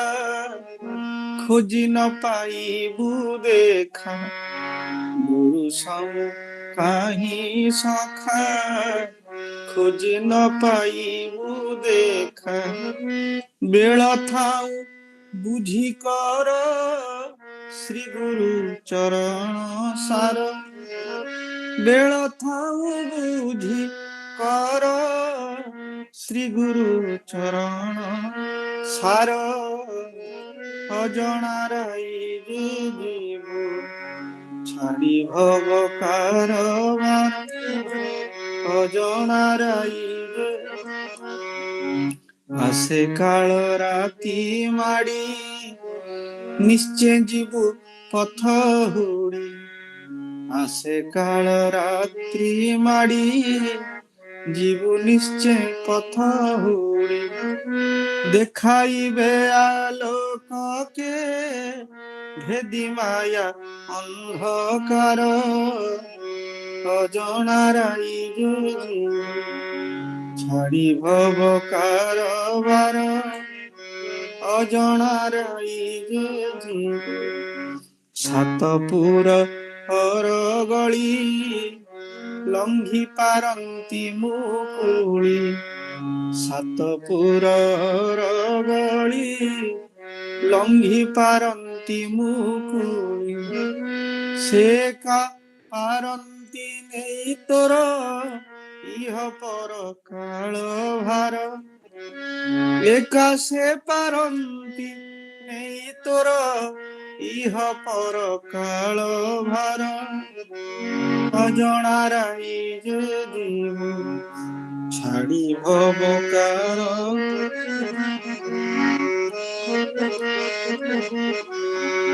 କର ଧନ ଦେହ ମନ ଗୁରୁ ପଦେ ସମର୍ପଣ କର ଧନ ଦେହ ମନ গুরু পদে সমর্পণ সে নামে ভববন্ধন করি জীবু ছুর মার সে নামে ভব বন্ধন করি জীবু ছুর মার সে নামে ভব বন্ধন করি জীবু ছুর মার অজনারাই জীব ছাড়ি ভব কারবার অজনারাই জীব ছাড়ি ধন মান সুখ সখা সুত পরিবার অজনারাই জীব ছাড়ি ভব কারবার অজনা রাই জীব। জয় কাଳିଆ ସୁନା ଗତିକେ ଆହୁତ ବିନା এটা ବାହାର କଥା ରଖି ପ୍ରାସଙ୍ଗିକ ଅଛି। ଜୟ ସେବା ସେବା ଭାବର ଅନୁଶୀଳନ। ସେବକ ମାନେ ମନେ କରିବେ ଆନନ୍ଦ ହିଁ ଜୀବନର ଏକମାତ୍ର କାମ୍ୟ, ସେ ହିଁ ଏକମାତ୍ର ସତ୍ୟ। ଆନନ୍ଦ ହିଁ ଆମ ଠାକୁର। ମନର ସ୍ୱାଭାବିକ ଅବସ୍ଥା ହେଉଛି ଆନନ୍ଦ। ତାହାର ପ୍ରକାଶ ଶିଶୁ ମନରେ ଆନନ୍ଦର ପ୍ରକାଶ। ଜୀବନକୁ ସାମୟିକ ଭାବରେ ସେଇ ଶିଶୁ ପରି ଆନନ୍ଦମୟ କରିବାକୁ ଚେଷ୍ଟା କରିବାକୁ ପଡ଼ିବ। ସେତେବେଳେ କେବେ ହେଲେ ସାଂସାରିକ ଦୁଶ୍ଚିନ୍ତାକୁ ମନରେ ସ୍ଥାନ ଦେବା ଉଚିତ ନୁହେଁ। ଅନ୍ୟଥା କର୍ମ କରିବାର ପ୍ରେରଣା ଆସିବ କେଉଁଠାରୁ? କିନ୍ତୁ ଏ ଆନନ୍ଦ ଅଜ୍ଞାନତା ଜନିତ ଜଡ଼ ବସ୍ତୁର ଆନନ୍ଦ ନୁହେଁ। ଶିଶୁ ପ୍ରାଣର ନିଷ୍ପୃହ ଆନନ୍ଦ ହିଁ ଜୀବନର କାମ୍ୟ। ଶିଶୁ ପ୍ରାଣର ନିଷ୍ପୃହ ଆନନ୍ଦ ହିଁ ଜୀବନର କାମ୍ୟ। ଶିଶୁ ବିଭିନ୍ନ ଜିନିଷ ପାଇବାକୁ ଇଚ୍ଛା କରେ। ଯଦି ତାକୁ ସେସବୁ ନ ଦେଇ ନାନା କଥା କହି ଭୁଲାଇ ଦିଆଯାଏ, ତେବେ ସେଥି ନିମିତ୍ତ ସେ ବୟସ୍କ ବ୍ୟକ୍ତିଙ୍କ ପରି ଦୁଃଖରେ ଅବସନ୍ନ ହୋଇପଡ଼େ ନାହିଁ। ଶକ୍ତି ଆସେ କେଉଁଠାରୁ ଜାଣ କି? ସେ ଶକ୍ତି ଆସେ ଆନନ୍ଦରୁ ବା ଆନନ୍ଦ ସ୍ୱରୂପ ଶ୍ରୀ ଗୁରୁ ଭଗବାନଙ୍କ ଠାରୁ।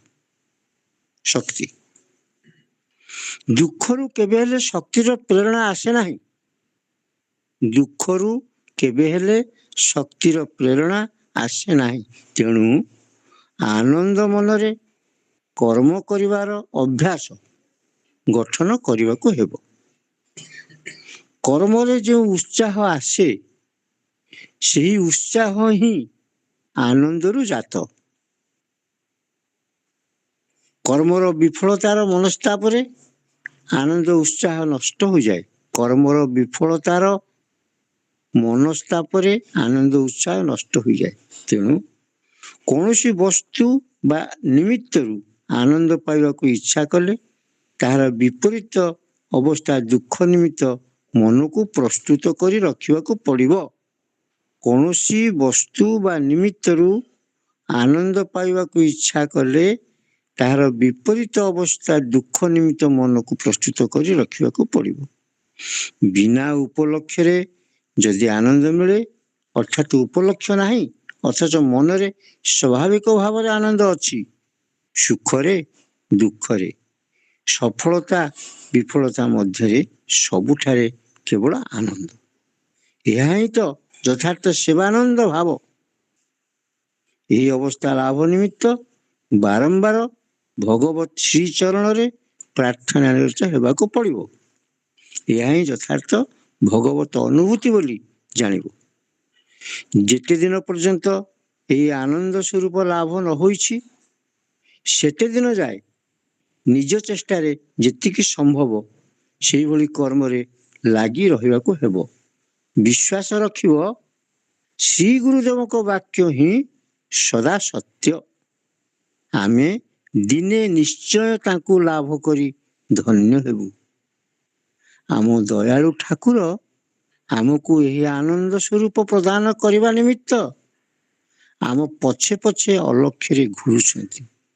ଆମ ଦୟାଳୁ ଠାକୁର ଆମକୁ ଏହି ଆନନ୍ଦ ସ୍ୱରୂପ ପ୍ରଦାନ କରିବା ନିମିତ୍ତ ଆମ ପଛେ ପଛେ ଅଲକ୍ଷ୍ୟରେ ଘୁରୁଛନ୍ତି। ଆମେ ଯଦି ତାଙ୍କ ଆଡ଼କୁ ଗୋଟିଏ ପାଦ ଅଗ୍ରସର ହେବା ସେ ଆମକୁ ନେବା ନିମିତ୍ତ 10 ପାଦ ତଳକୁ ଖସି ଆସିବେ। ଏହା ଧ୍ରୁବ ସତ୍ୟ ବୋଲି ଅନୁଭବ କରିବ। ଏହି ପଥରେ ଭଗବତ ଭାବ ହିଁ ଏକମାତ୍ର ସମ୍ବଳ। ମନେ ରଖିବ ସେବକମାନଙ୍କର ସମ୍ବଳ ଭାବ, ଭାବନା ନୁହେଁ। ସେବକମାନଙ୍କ ସମ୍ବଳ ଭାବ, ଭାବନା ନୁହେଁ। ଭଗବତ ଭାବରେ ତନ୍ମୟ ହୋଇ କର୍ମ କଲେ ଅନ୍ତରରେ ଆସେ ନୀରବ, ନିଷ୍ପନ୍ଦ, ଅନିର୍ବଚନୀୟ ଆନନ୍ଦ ଅନୁଭୂତି। ଭଗବତ ଭାବରେ ତନ୍ମୟ ହୋଇ କର୍ମ କଲେ ଅନ୍ତରରେ ଆସେ ନୀରବ, ନିଷ୍ପନ୍ଦ, ଅନିର୍ବଚନୀୟ ଆନନ୍ଦ ଅନୁଭୂତି। ପୁଣି ଭାବନା ଫଳରେ ଆସେ ଅତୀତର ବିଫଳତା ଓ ବର୍ତ୍ତମାନର ଉତ୍ସାହହୀନତାର ନୈରାଶ୍ୟ, ହତାଶା ଭାବ। ଭାବ ଆଉ ଭାବନା ଭିତରେ ତଫାତ୍ ଏତିକି। ଭାବନା ଫଳରେ ଅର୍ଥାତ୍ ନିଜ କଥା ଭାବିଲେ ଆସେ ଅତୀତ ପାଇଁ ଅନୁତାପ, ଭବିଷ୍ୟତ ନିମିତ୍ତ ବୃଥା କଳ୍ପନା। ଭାବନା ସାଧକଙ୍କୁ ଏହି ଦ୍ୱନ୍ଦ୍ୱ ତ୍ୟାଗ କରିବାକୁ ପଡ଼ିବ। ତେବେ ଯାଇ ଭଗବତ ପ୍ରାର୍ଥନା ସଫଳ ହେବ। ସେବକମାନେ ଭୂତ ଭବିଷ୍ୟତ ପାଇଁ ଭାବନା ନ କରି କେବଳ ବର୍ତ୍ତମାନର କର୍ତ୍ତବ୍ୟ ପ୍ରତି ଦୃଷ୍ଟି ଦେଇ ଲକ୍ଷ୍ୟ ପଥରେ ଅଗ୍ରସର ହେବା ଆବଶ୍ୟକ। ଭୂତ ଭବିଷ୍ୟତ ନୁହଁ, ବର୍ତ୍ତମାନ। ଗୋପୀମାନେ ଆନନ୍ଦ ସ୍ୱରୂପ ଶ୍ରୀ ଭଗବାନ ଶ୍ରୀକୃଷ୍ଣଙ୍କ ଭାବରେ ବିଭୋର ରହି କିପରି କର୍ମ କରୁଥିଲେ ସେ ସମ୍ବନ୍ଧରେ ପଦାକାରଙ୍କ ସହିତ ସ୍ୱର ମିଳାଇ ଶ୍ରୀ ରାଧାଙ୍କ ଭକ୍ତି ଭାବରେ ଆମ ସାଧକ କବି ଗାଉଛନ୍ତି। କାଳିଆ ସୁନା ଗତିକେ ଆଉ ତୋହ ବିନା, ତୁମ ଜୀବନ ଧନସିନା। ଜୟ ଗୁରୁ। ପଢ଼ ଗୀତ ସଙ୍ଗୀତ।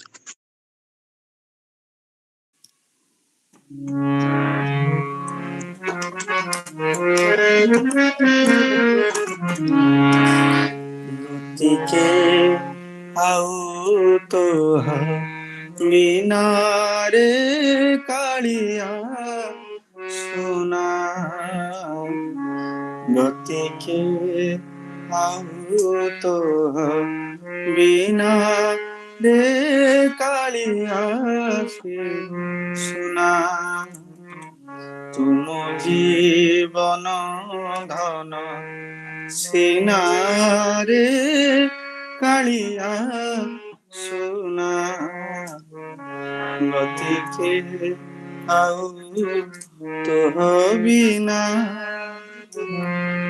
গরবে তোহর গরবিণী মুহি, গরবে তোহর গরবিণী মুহি, রূপশ্রী তোর ছাই,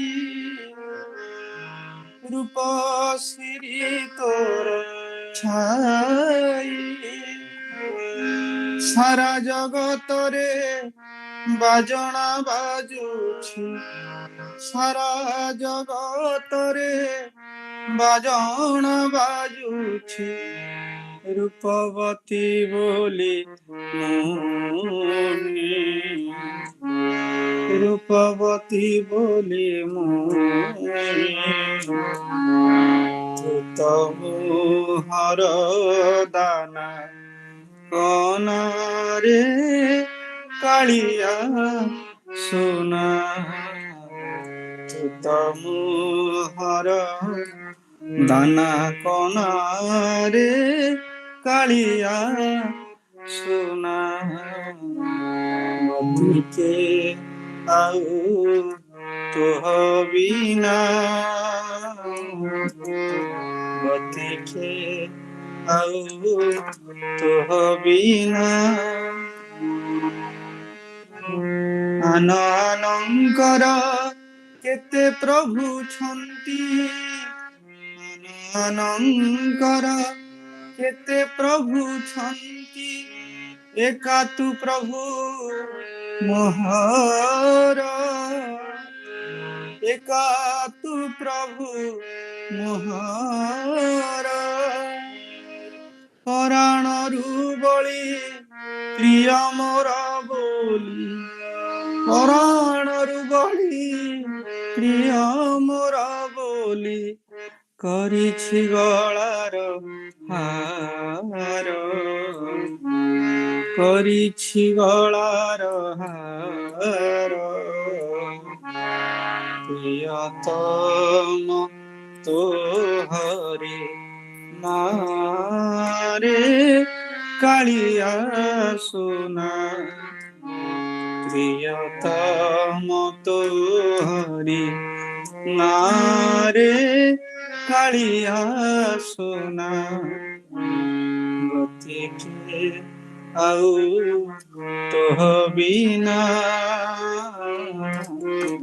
গতিকে আউ তোহ বিনা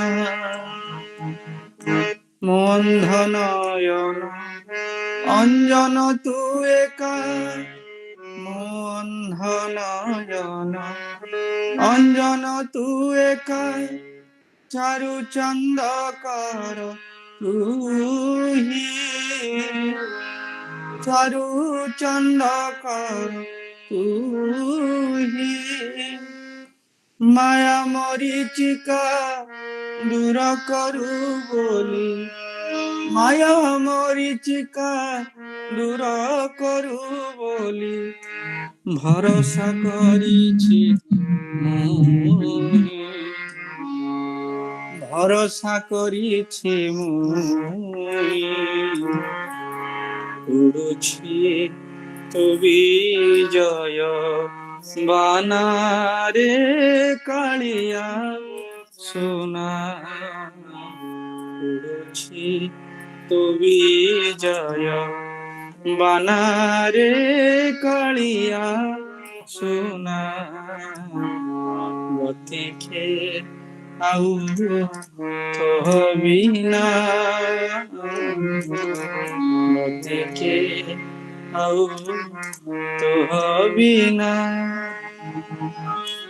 অঙ্গলঙ্কার কণ্ঠমতিহার অঙ্গলঙ্কার কণ্ঠমতিহার তুহি একারে কালিয়া তুহি একারে কালিয়া গুরুদাস হই চিরকাল গুরুদাস হই চিরকাল থিবি তো পাতলিয়া থিবি তো পাতলিয়া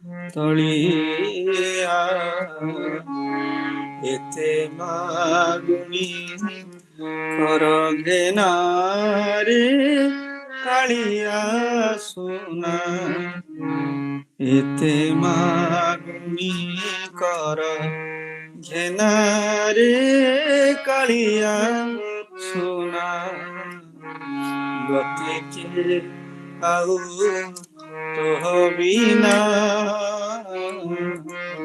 তুম জীবন ধন সিনারে কালিয়া সোনা গতিকে আউ তোহ বিনা গতিকে আউ তোহ বিনা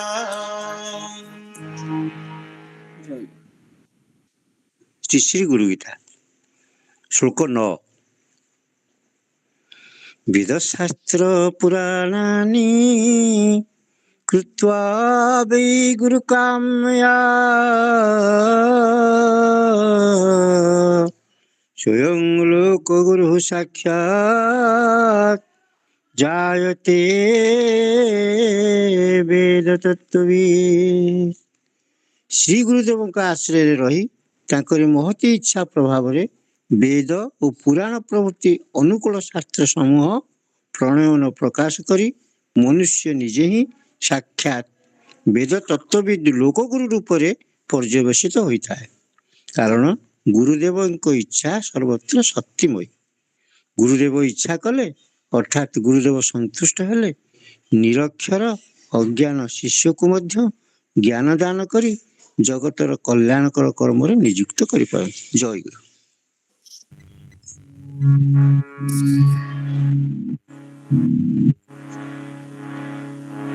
ନିଜକୁ ମଣି ଅକିଞ୍ଚନ ଆଶ୍ରିବ ଶ୍ରୀ ଗୁରୁ ଚରଣ କାନ୍ତେ ପଶିଲେ ଶରଣ ଶ୍ରୀ ଗୁରୁ ହେବେ ପରସନ ଲଭିଲେ ଶ୍ରୀ ଗୁରୁ କରୁଣ ନହେବ ବୁଦ୍ଧି ଜ୍ଞାନ ଉଣା ବେଦ ପୁରାଣ ଆଦି ଶାସ୍ତ୍ର ଅନ୍ତରେ ହୋଇବ ପ୍ରକଟ ତଥୟନ ବିଶ୍ଳେଷଣେ ଜ୍ଞାନୀଙ୍କ ମଧ୍ୟ ହେବ ଜଣେ ହୋଇବ ବେଦ ତତ୍ତ୍ୱବିଦ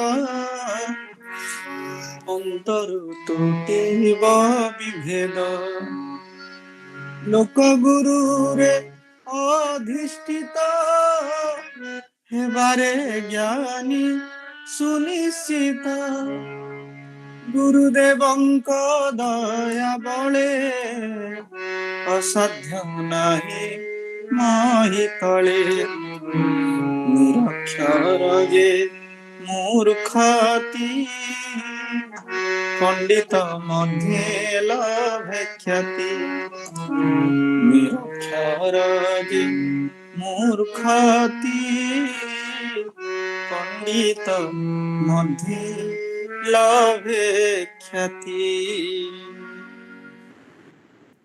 ଜୟ ଜୟ ଗୁରୁ। ବର୍ତ୍ତମାନ ଆମର ସଂକ୍ଷିପ୍ତ ଭାବ ବିନିମୟ କାର୍ଯ୍ୟକ୍ରମ ଆରମ୍ଭ ହେବ। ଆଜି ଆମର ରସକୁଞ୍ଜ ପାଠଚକ୍ର ବୈକୁଣ୍ଠାୟିକ କୁରୁଣ୍ଟି ଗୁରୁଆସନ ବଜାର ସାହି ନଖରାଠୁଣ 9 କିଲୋମିଟର ଭିତରକୁ ନିଆଳି ଲାଇନରେ ତାଙ୍କରି ଗୁରୁଆସନରେ ଆମେ ସମସ୍ତେ ଠାକୁରଙ୍କ ସମ୍ମୁଖରେ ଭାଇଙ୍କ ସମ୍ମୁଖରେ ବସି ଶାସ୍ତ୍ର ପାଠ ଏବଂ ସମସ୍ତ କର୍ମ ସମ୍ପାଦନ କରୁଛୁ। ବର୍ତ୍ତମାନ ଶାସ୍ତ୍ର ପାଠ ଶେଷ ହୋଇଛନ୍ତି। ସଂକ୍ଷିପ୍ତ ଭାବ ବିନିମୟ କାର୍ଯ୍ୟକ୍ରମ ଆରମ୍ଭ କରିବା। 8:30 ଭିତରେ ଆମର ସାରିଆ କଥା ଅଛି। ତେଣୁ ମୁଁ ପ୍ରଥମେ ଆମର ରସକୁଞ୍ଜ ପାଠଚକ୍ର ସମ୍ପାଦକ ବୀର ଭାଇଙ୍କୁ ଅନୁରୋଧ କରୁଛି ସେ ତାଙ୍କର ଭାବ ବିନିମୟ ଉପସ୍ଥାପନ କରନ୍ତୁ। ଜୟ ଗୁରୁ। ବୀର ଭାଇ।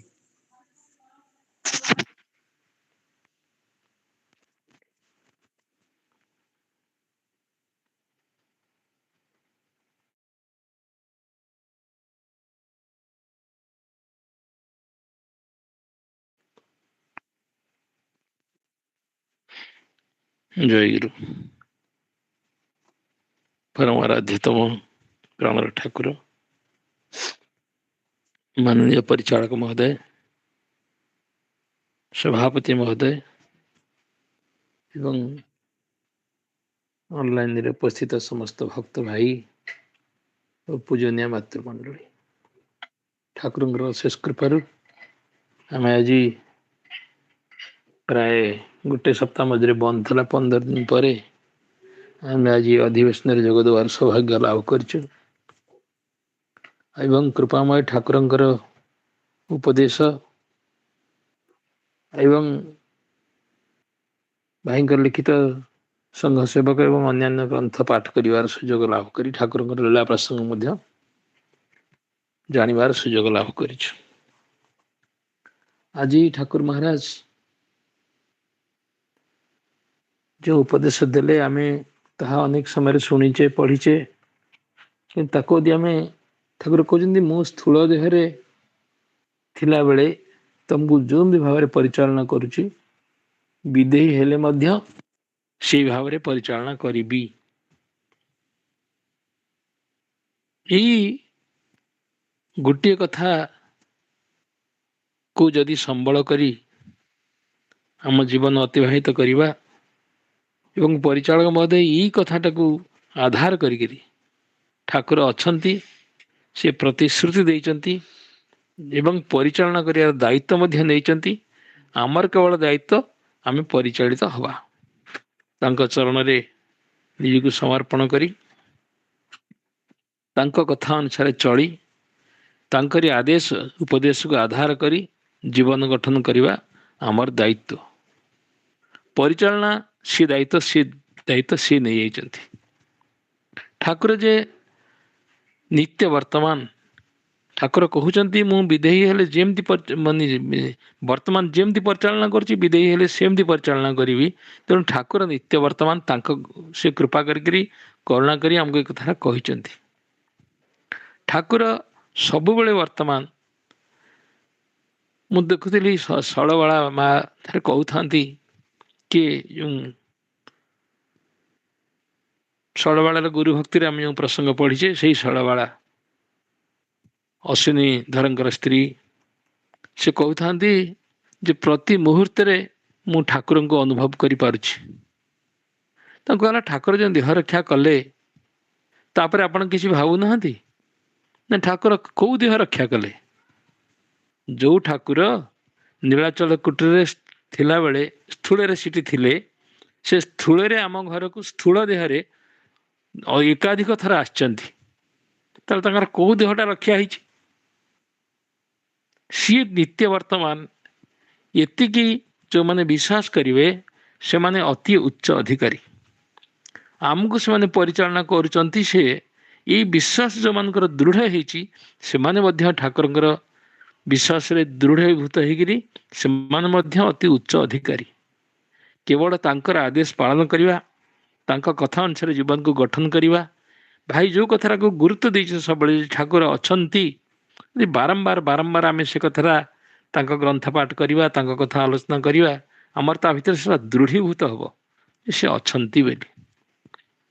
ସେଇ କଥାଟାକୁ ଆଜି ସଂଘ ସେବକରେ ଚୈତନ୍ୟ ମହାପ୍ରଭୁଙ୍କର ଜିଳା ପ୍ରସଙ୍ଗ କହିଲେ ଯେ ସେ କଥାଟାକୁ ଏଇ ସେବକ ଭାବଟା ରକ୍ଷା କରିବା ପାଇଁ, ଏଇ ଭାବନାଟା ରକ୍ଷା କରିବା ପାଇଁ ଏତେ ଜରୁରୀ ଯେ ତାଙ୍କ ନାମ ନେବା, ତାଙ୍କ ବିଷୟ ଆଲୋଚନା କରିବା ଏବଂ ଅପରାଧରୁ ମୁକ୍ତ ହେଇକି ରହିବା।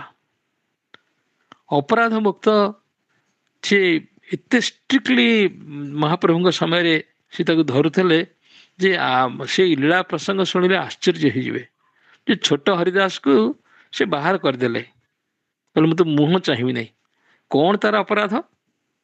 ସେ ପ୍ରତାପ ରୁଦ୍ରଙ୍କର ଭଉଣୀ ମାଧବୀ ଦାସୀ ଯେ ବୟସ୍କା ମହିଳା, ତାଙ୍କଠାରୁ ଠାକୁରଙ୍କ ମାନେ ମହାପ୍ରଭୁ ଖୁସି ହେବେ ବୋଲି ତାଙ୍କଠୁ କିଛି ଭଲ ଚାଉଳ ଆଣିଥିଲେ ଭିକ୍ଷା କରିକିରି।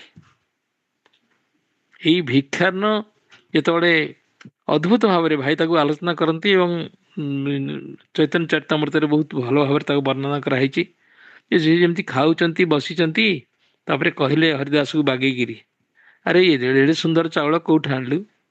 ଆମର ତ ଏମିତି ନଥିଲା। ସେ ସେଠୁ ଖୁସିରେ କହିଲେ ଯେ ମୁଁ ମାଧବୀ ଦାସଙ୍କ ପାଖରୁ ଆଣିଛି। ସେଇଠୁ ସେ କହିଲେ କ'ଣ ସନ୍ନ୍ୟାସୀ ହଇଆ କରୁ ପ୍ରକୃତି ସମ୍ଭାଷଣ? ପ୍ରକୃତି ମାନେ କୌଣସି ସ୍ତ୍ରୀ ଲୋକ ସାଙ୍ଗରେ କଥାବାର୍ତ୍ତା କରିବ ନାହିଁ, ସମ୍ଭାଷଣ କରିବ ନାହିଁ। ଏବଂ ସେଇଥିରେ ସେ ଛୋଟ ଦାସଙ୍କୁ ବାହାର କରିଦେଲେ, ତାଙ୍କ ତୁ ମୁହଁ ଆଉ ଚାହିଁବି ନାହିଁ। ପରବର୍ତ୍ତୀ ସମୟରେ ଆଉ ଯେଉଁ କଥା କହିଛନ୍ତି ଯେ ମା ସଚୀଦେବୀ ତାଙ୍କ ଗାଁରୁ ଯେଉଁମାନେ ଆସନ୍ତି ପୁରୀ, ତାଙ୍କ ହାତରେ କିଛି ଚନ୍ଦନ ତେଲ ପଠାଇଥିଲେ।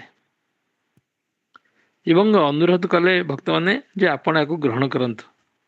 ନା କ'ଣ ମୋତେ ଭାବିଛ ମୋଦି ଲଗେଇବି କହିବା ଭଲ ବାଜି ହେଇଛି ଆଉ ତା ଦେହରୁ ମାନେ ଇଏ ଯାଇନାହିଁ, ଦେହ ବାସୁଛି ମହ ମହ ହେଇକିରି। ଯଦି ଏ କଥା ମୋତେ ବାଧ୍ୟ କରିବ ତାହେଲେ ମୁଁ ପୁରୀ ଛାଡ଼ି ଚାଲିଯିବି। ତାହେଲେ ମା ପଠେଇଛନ୍ତି, ଇଏ କ'ଣ ହବ ଇଏ? ସେ କହିଲେ ଯାଅ ମହାପ୍ରଭୁଙ୍କୁ ଦିଅ, ଜଗନ୍ନାଥ ମହାପ୍ରଭୁ ତାଙ୍କ ସେବାରେ ଏଟା ଲାଗିବ ବୋଲି। ଯେଉଁ ଅତି କଠୋର ଭାବରେ ଜୀବନଯାପନ କରୁଥିବା ବ୍ୟକ୍ତିମାନଙ୍କ ପାଇଁ ଏ ଯେଉଁମାନେ ସେବକ ହେବେ ସେମାନେ ଏଇଭଳି ଭାବରେ ଚଳିବାକୁ ନିର୍ଦ୍ଦେଶ ଦିଆଯାଇଛି। ସେଇଠୁ ଆମେ ବୁଝିଲେ ଯେ ଏଇ ବାବଦରେ ଯେଉଁ ଗୋସ୍ୱାମୀ ପ୍ରଭୁ ବିଜୟକୃଷ୍ଣ ଗୋସ୍ୱାମୀ ଯେଉଁ କଥା କହିଲେ ଯେ ଏଇ ଯେଉଁ ତା ଦେହରେ ମଧ୍ୟ ଚୈତନ୍ୟ ଚରିତାମୃତରେ ମଧ୍ୟ ଅଛନ୍ତି ଏବଂ ଅନେକ ସାଧୁମାନେ ମଧ୍ୟ ଭାଇ ଆଲୋଚନା କରିଛନ୍ତି। ଭାଇଙ୍କଠୁ ଅନ୍ୟ କୋଠୁ ମୁଁ ଶୁଣିଛି ଯେ ଯେଉଁ ଆମେ ଯେଉଁ ହରିନାମ କୀର୍ତ୍ତନ କରୁଛୁ ଅବିକା 16 ନାମ 32 ଅକ୍ଷର, ସିଏ ମହାପ୍ରଭୁଙ୍କ ବେଳେ ହିଁ ଏଇ ଲୋକମାନଙ୍କୁ ସେଟା ସାଧାରଣ ଲୋକଙ୍କ ପ୍ରତି ପ୍ରଯୁଜ୍ୟ ହେଲା। ନହେଲେ ସେ ତାହା ମୁନିଋଷିମାନଙ୍କର ମନ୍ତ୍ର ହିସାବରେ ଗ୍ରହଣ କରାଯାଉଥିଲା। ସେ କହନ୍ତି ସେଇ ଯେଉଁ କଥାଟାକୁ ମହାପ୍ରଭୁଙ୍କ ବେଳେ ସିଏ ତାକୁ ଏଇ ଜନସାଧାରଣଙ୍କର ଅତି ଉତ୍କଟ କଳିର ପ୍ରାଦୁର୍ଭାବ ଦେଖିକିରି ସେ ତାକୁ ଏଇଭଳିଆ ଅତି ମାନେ ଶକ୍ତିଯୁକ୍ତ ମନ୍ତ୍ର ପ୍ରଦାନ କରିଛନ୍ତି, ଯେଉଁଟା ସେ କହିଲେ ଯେ ଯେତେ ତମେ ଯାହା କର, କୀର୍ତ୍ତନରେ ନାଚ, ଆଖିରୁ ଲୁହ ବୋହୁ, କାନ୍ଦି ଉଠ, ଯାହା କରୁଛ କର, କିନ୍ତୁ ଏଇ ଯେଉଁ ନିୟମ ପାଳନ ନ କଲେ ସେଟା ଯିବ ନାହିଁ। ସେ କ'ଣ ସେ ନିୟମ ତିନିଟା? ସେ କହିଲେ ଅହିଂସା, ସତ୍ୟ ଏବଂ ଇନ୍ଦ୍ରିୟ ନିଗ୍ରହ। ଏଇ ଯେଉଁ କଥା ଆମକୁ ବାରମ୍ବାର ଆଲୋଚନା କରାହେଉଛି, ସେବକମାନେ ଚେଷ୍ଟା କରିବେ ସେ କଥାଟାକୁ ପାଳନ କରିବା ପାଇଁ। ଏବଂ ସଂଘମାନଙ୍କରେ ଆମର ବ୍ୟବହାରିକ ଜୀବନରେ ଏସବୁ କଥା ବାରମ୍ବାର ଆଲୋଚନା କରାଯାଉଛି ଏବଂ ଯିଏ ଯେତିକି ଠାକୁରଙ୍କ ପ୍ରତି ଆକର୍ଷିତ ହେଉଛି ସେ ସେତିକି ଏସବୁରା ପାଳନ ଅଟୋମେଟିକାଲି ତାର ହେଇଯାଉଛି।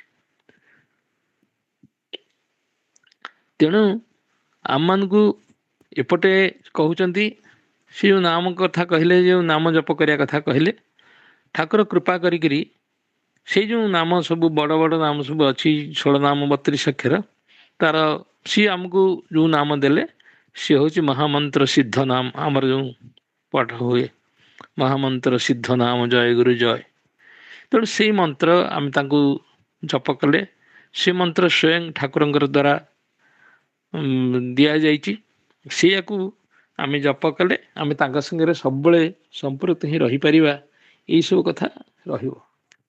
ତେଣୁ ଏବଂ ପରବର୍ତ୍ତୀ ସମୟରେ ଆମକୁ ଯେତେ ସବୁ ଆଲୋଚନା କରାଗଲା, ପୁଣି ସେବା ଆଉ ସେବାଭାବର ଅନୁଶୀଳନ ମଧ୍ୟରେ ମଧ୍ୟ ସେଭଳି ଅନେକ କଥା ଯେଉଁଠି କୁହାହେଉଛି ଯେ ଆନନ୍ଦ ହେଉଛି ଆମର ସ୍ୱରୂପ ଏବଂ ଶିଶୁ ଭଳି ଆନନ୍ଦିତ ହେବାଟା ହେଉଛି ଆମର ଲକ୍ଷଣ। ଆମେ ଯେଉଁ ଆମର ସ୍ୱରୂପ ସେଇଟା, ତେଣୁ ସେଇଟା ଆଉଛି କେଉଁଠୁ? ସେଇଟା ଆଉଛି ଠାକୁରଙ୍କ ପାଖରୁ।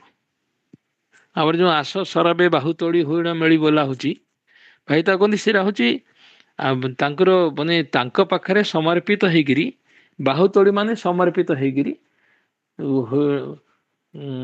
ସେଟା ହେଉଛି ଆନନ୍ଦରେ ଆମେ ତାଙ୍କୁ ଆବାହନ କରୁଛୁ ଏବଂ ଆନନ୍ଦରେ ନାଚୁଛୁ।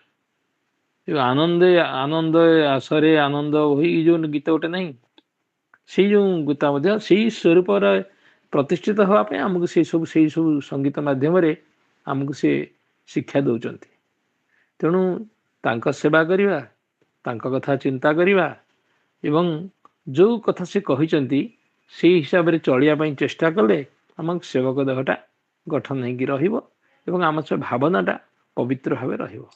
ଏବଂ ଏଇ ଯେଉଁ ଭାବନାରେ ଚଳିବା ଦ୍ୱାରା ସମସ୍ତଙ୍କୁ ଆମେ ଠାକୁର ଯେ କହୁଛନ୍ତି ଯେ ସମସ୍ତଙ୍କ ଭିତରେ ମୋତେ ଦର୍ଶନ କର, ସେଇଟା ମଧ୍ୟ ସଂଘରେ ଗୃହରେ ସବୁ ଚଳିଲା ବେଳେ ସେଇଟା ଧୀରେ ଧୀରେ ଅନୁଭବ ହେବ।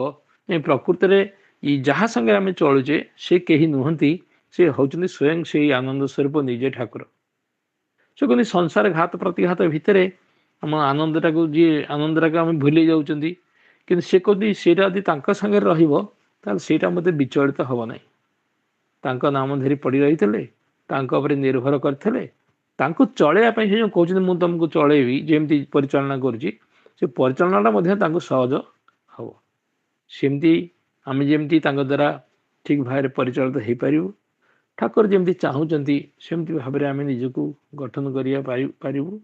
ସେଇଥିପାଇଁ ଠାକୁରଙ୍କ ଚରଣରେ ପ୍ରାର୍ଥନା ଜଣାଇ, ଆଉ ପରିଚାଳନା ମହୋଦୟ ଯେଉଁ ପ୍ରକାର ନିର୍ଦ୍ଦେଶ ସବୁ ଦେଇଛନ୍ତି ସେ ଅନୁସାରେ ଆମେ ଚଳିବା ପାଇଁ ଚେଷ୍ଟା କଲେ ଆମର ସେବକ ଜୀବନ ଗଠନ ହେବ ଏବଂ ଆମେ ଯେ ତାଙ୍କର ସେବକ ଏ ଅନୁଭବ ମଧ୍ୟ ଆମର ରହିବ। ସମୟ ହେଲାଣି ଭାବି ନେବାରେ ଯେନ୍ତୁ ଯାହା ତ୍ରୁଟି, ସେଥିପାଇଁ ଠାକୁର ମହାରାଜ ପରିଚାଳନା ମହୋଦୟ ଏବଂ ସମସ୍ତ ଭାଇମାନଙ୍କ ନିକଟରେ କ୍ଷମା ଭିକ୍ଷା କରୁଛି। ଜୟଗୁରୁ। ଆଉ କିଏ ଅଛନ୍ତି କି କହିବେ ବିରୋଧ? କିଏ ଅଛନ୍ତି ଦେଖିଲ? ଆମ ପତି ଭାଇ ଅଛନ୍ତି, କମିଲା ମା ଅଛନ୍ତି। ହଁ ପତି ଭାଇ କରନ୍ତୁ, ଆଉ ତ ବେଳ ହଉନି। ପତି ଭାଇ ଟିକେ 5-7 ମିନିଟ୍ ଭିତରେ କହିଦିଅନ୍ତୁ, ଆଉ ତାପରେ 8:30 ଭିତରେ ସରିବ ତ। ପତି ଭାଇ କୁହନ୍ତୁ ଟିକେ।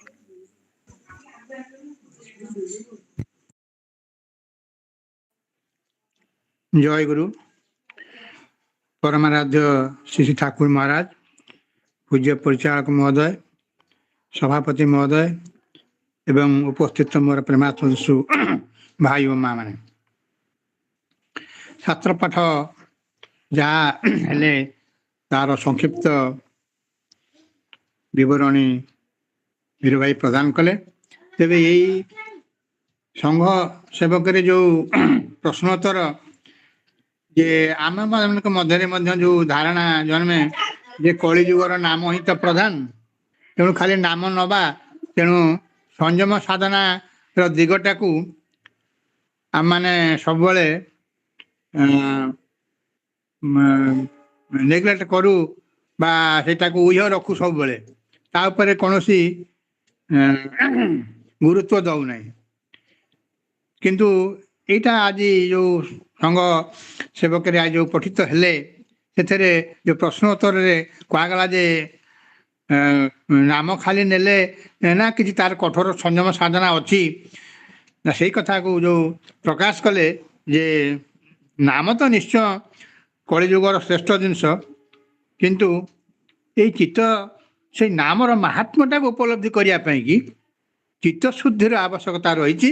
ଏବଂ ସେଥିପାଇଁକି ଆମର ଯେଉଁ ସଂଯମ ସାଧନାର କଥା କହିଲେ, ଯେଉଁ କଥା ସତ୍ୟ, ଅହିଂସା, ଇନ୍ଦ୍ରିୟ ନିଗ୍ରହ, ଏଇଟାକୁ ଆମେ ଅନୁସରଣ କରିବା ଦରକାର।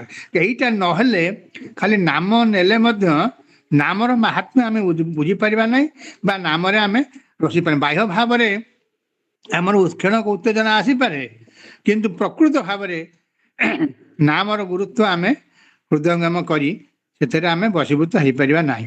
ତେଣୁ ଏଇ କଥାଟାକୁ ସେ କହିଲେ ଯେ ତାଙ୍କର ଯେଉଁ ଧର୍ମ ଶିକ୍ଷାର ମୂଳ ଉଦ୍ଦେଶ୍ୟ ଏକାଦଶ ଇନ୍ଦ୍ରିୟ ଗ୍ରାହ ଯାବତୀୟ ପାର୍ଥିବ ସୁଖ ତ୍ୟାଗ ବା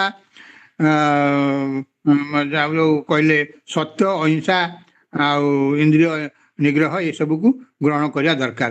ତାହେଲେ ଯାଇକି ଏ ନାମ ଭଜନର ପ୍ରକୃତ ସ୍ୱାଦ ଆମେ ଅବଲମ୍ବନ କରି, ମାନେ ଗ୍ରହଣ କରି ଆମେ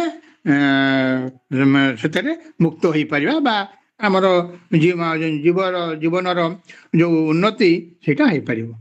ଆଉ ସେଇଟାକୁ ନ କରିକି ଯଦି ଆମେ କେବଳ ନାମ ନେଲେ ତ ହେଇଗଲା, କିନ୍ତୁ ଆମ ଏଇ ସ୍ୱଚ୍ଛାଚାରିତ ଭାବ ଆମ ଜୀବନର ଶୃଙ୍ଖଳାକୁ ଆମେ ଆଉ ନ ଯାଇକିରି ଆମେ ଯଦି ଗତାନୁଗତିକ ପଥରେ ଯିବା, ତାହେଲେ ନାମର ସାର୍ଥକତା ରହିବ ନାହିଁ। ତେଣୁ ଏଇ ଯେଉଁ କଥା ବଡ଼ କଥା, ଏଗୁଡ଼ିକ ଆମେ ଆଜି ଗ୍ରହଣ କଲେ। ଆଉ ଠାକୁରଙ୍କ ଜୀବନର କଥା ଯେଉଁ ସୁନ୍ଦର ଭାବରେ ସେଇ ଯେଉଁ ପୁରୁଣା ଆମର ଯେଉଁ କଥା ଚାଲିଛି ଯେ ତାଙ୍କର ବିଦେହ ପରେ ରାଣୀଙ୍କର ଠାକୁର କେମିତି ମାନେ ଗ୍ରହଣ କରିଯାଉଛନ୍ତି ଜିନିଷଟାକୁ, କିଭଳି ଭାବରେ ତାଙ୍କ ଭିତରେ ଏଇ ଜ୍ଞାନର ମାନେ ପରକାଳ ବିଷୟରେ ଚେତନାଟା କେମିତି ଫୁଟି ଉଠୁଛି ଯେ ଆମର ଯେ ପ୍ରକୃତ ଗୋଟେ ପରକାଳ ଅଛି, ଯେଉଁ ଭାବନା ତାଙ୍କ ଭିତରେ ପ୍ରଥମେ ନଥିଲା, ଯେ କାହିଁକିନା ତାଙ୍କର ମାଆକୁ ସେ ବହୁତ ଖୋଜୁଛନ୍ତି କିନ୍ତୁ ପାଇନାହାନ୍ତି ଦେଖା। ତେଣୁ ଏବେ କିନ୍ତୁ ତାଙ୍କର ରାଣୀଙ୍କର ବିୟୋଗ ପରେ ତାଙ୍କୁ ବାରମ୍ବାର ଦର୍ଶନ ଦାନ କରୁଛନ୍ତି ଏବଂ ସେ ତାଙ୍କୁ ବି କହୁଛନ୍ତି ଯେ ଶ୍ରଦ୍ଧାର କେମିତି ଗୋଟେ ସମ୍ପର୍କ, ଯେ ଆମ ଭିତରେ ବି କୁହନ୍ତି ଶ୍ରଦ୍ଧାରୁ ଶ୍ରାଦ୍ଧର ଉତ୍ପତ୍ତି, ଯେ କେମିତି ଯେ ତାଙ୍କ ପ୍ରତି ତାଙ୍କର ଶ୍ରଦ୍ଧା ଥିବା ହେତୁ ସେ କହିଲେ ତୁମେ ଶ୍ରାଦ୍ଧ ଦେଲେ ଯେମିତି ମୁଁ ପାଇବି, ଯେମିତି ଖୁସି ହେବି, ଆଉ ବାପା ଦେଲେ କ'ଣ ସେମିତି ହେବ? ତେଣୁ ତୁମେ କ'ଣ ନା ତୁମେ ଯାହା ତୁମର ଖୁସି ହେବ ମୋତେ ଦେଲେ ମୁଁ ପାଇବି। ତେଣୁ ଶ୍ରଦ୍ଧା ସହକାର ତାଙ୍କୁ ଯାହା ଅର୍ପଣ କରାଯିବ, ଯିଏ ଯାହାକୁ ଭଲ ପାଉଛି ସେ ସେଟା ଗ୍ରହଣ କରିବେ। ତେଣୁ ଆମର ଏଇ ଯେଉଁ ହିନ୍ଦୁ ଶାସ୍ତ୍ରର ଯେଉଁ ବ୍ୟବସ୍ଥା ମଧ୍ୟ ଏଇଟା ଖୁବ୍ ଉଚ୍ଚ କଥା। ଏଇ କଥାଟାକୁ ସେ ଯେତେବେଳେ ଦେଖୁଛନ୍ତି, ପୁଣି ସ୍ଥୂଳରେ ସେମାନେ ଭାବୁଛନ୍ତି ଯେ ଆରେ କ'ଣ ଦେଖିଲି, ପୁଣି ଏ ସ୍ଥୂଳରେ ନାହାନ୍ତି, ପୁଣି ଅବିଶ୍ୱାସ ଭାବ ତାଙ୍କ ଭିତରେ ଜାଗ୍ରତ ହେଇଯାଉଛି। ପୁଣି ଦ୍ୱିତୀୟ ବାର ପାଇଁକି ସେ ତାଙ୍କୁ ଆସିକିରି ଏମିତି ଦେଖା ଦେଇକିରି ଇଏ କରୁଛନ୍ତି। ତେଣୁ ଏଇ ଯେଉଁ ତାଙ୍କୁ ଆସ୍ତେ ଆସ୍ତେ ସେଇ ଭାବକୁ ତାଙ୍କର ସାଧନା ପଥଟାକୁ ସେ କେମିତି ବଢ଼େଇ ନେଉଛନ୍ତି, ଆଉ ତାଙ୍କ ଭିତରେ ଅନିସଂଚାର ଇଚ୍ଛାଟାକୁ କେମିତି ଅଧିକ ତ ଜାଗ୍ରତ କରାଉଛନ୍ତି, ଏଇଟା ମଧ୍ୟ ଆମର ଲକ୍ଷ୍ୟ କରିବା କଥା। ଆଉ ସେ ସବୁ ସେଇ ମାନେ ପ୍ରାରବ୍ଧ ଭାଗ ନେଇକି ଆସିଛନ୍ତି, ତାକୁ ସେଇଥିରେ କଢ଼େଇ ନେବେ। ତଥାପି ଏଇ ଘଟଣା ଗୁଡ଼ିକ ଆମେ ସବୁ ଆମ ମାନେ ଲକ୍ଷ୍ୟ କରିବାର କଥା, ଏବଂ ଆମ ଜୀବନରେ ମଧ୍ୟ ଏଗୁଡ଼ିକର କିଛି ଗ୍ରହଣ କରି ତାକୁ ଅନୁସରଣ କରିବାର ଅଛି। ଆଉ ଯେଉଁଟା ମଧ୍ୟ ଶେଷରେ ଆନନ୍ଦ କଥା, ଜୀବନଟା ପ୍ରକୃତ ଆନନ୍ଦ ଲାଭ ପାଇଁକି ଆମେ ଅଛୁ। ଆମେ ସ୍ଥୂଳ ସୁଖରୁ ଆନନ୍ଦ ପାଇବାକୁ ଚେଷ୍ଟା କରୁଛୁ, କିନ୍ତୁ ପ୍ରକୃତରେ ଭଗବତ ସୁଖ ହିଁ ପ୍ରକୃତ ଆନନ୍ଦ। କାରଣ ସ୍ଥୂଳ ସୁଖ ଯଦି ଆମେ ଆନନ୍ଦ ଚାହିଁବା, ତାର ବିପରୀତ ଅଭାବରେ ମଧ୍ୟ ଦୁଃଖ ପାଇବାକୁ ଆମେ ପ୍ରସ୍ତୁତ ହୋଇ ରହିବା ଦରକାର, ଯେଉଁଟା ଆଜି ମଧ୍ୟ କୁହାଗଲା। ତେଣୁ କିନ୍ତୁ ଭଗବତ ଆନନ୍ଦ ଗୋଟେ ନିତ୍ୟ ଆନନ୍ଦ, ତା ଭିତରେ ଆଉ ଦୁଃଖର ନାହିଁ। ତେଣୁ ଏଇ ଭଗବତ ଆନନ୍ଦଟା ଆମର ଯେଉଁ ସ୍ଥୂଳ ଆନନ୍ଦଟା ମଧ୍ୟ ସେଇ ନିତ୍ୟ ଆନନ୍ଦର ଗୋଟେ କଣା ମାତ୍ର। ତେଣୁ ଆମେ ସବୁବେଳେ ସେଇ ଭଗବତ ସୁଖର ଆନନ୍ଦ ପ୍ରତି ଧାବିତ ହୋଇ, ତାଙ୍କ ପ୍ରତି ଅନୁରକ୍ତ ହୋଇ, ଆମେ ତାଙ୍କର ଯେଉଁ କଥା ପ୍ରଥମେ କୁହାହେଲା ନାମ ନେବା ଏବଂ ତାଙ୍କର ଯେଉଁ ସଂଯମର ସାଧନାଟାକୁ କରିବା, ତାହେଲେ ଜୀବନଟାକୁ ପ୍ରକୃତ ଉପଲବ୍ଧ କରି ତାଙ୍କ ଚରଣ ତଳେ ସମର୍ପଣ କରି ଆମର ନିତ୍ୟ ଆନନ୍ଦ ଧାମକୁ ଆମେ ଗତି କରିପାରିବା। ମୁଁ ଏତିକି କହି ମୋର ଭାବ ବିନିମୟ ସମ୍ପନ୍ନ କରୁଛି। ସମସ୍ତ ତ୍ରୁଟି ପାଇଁ କ୍ଷମା ଭିକ୍ଷା କରୁଛି। ଜୟ ଗୁରୁ, ଜୟ ଗୁରୁ, ଜୟ ଗୁରୁ। ବିରହ ଆଉ କି ମା କହିବେ? ବିରହୀ ସମୟ ନାହିଁ ଆଉ କହିବୁ। ସମୟ ହେଇଗଲା। ହଉ ହଉ।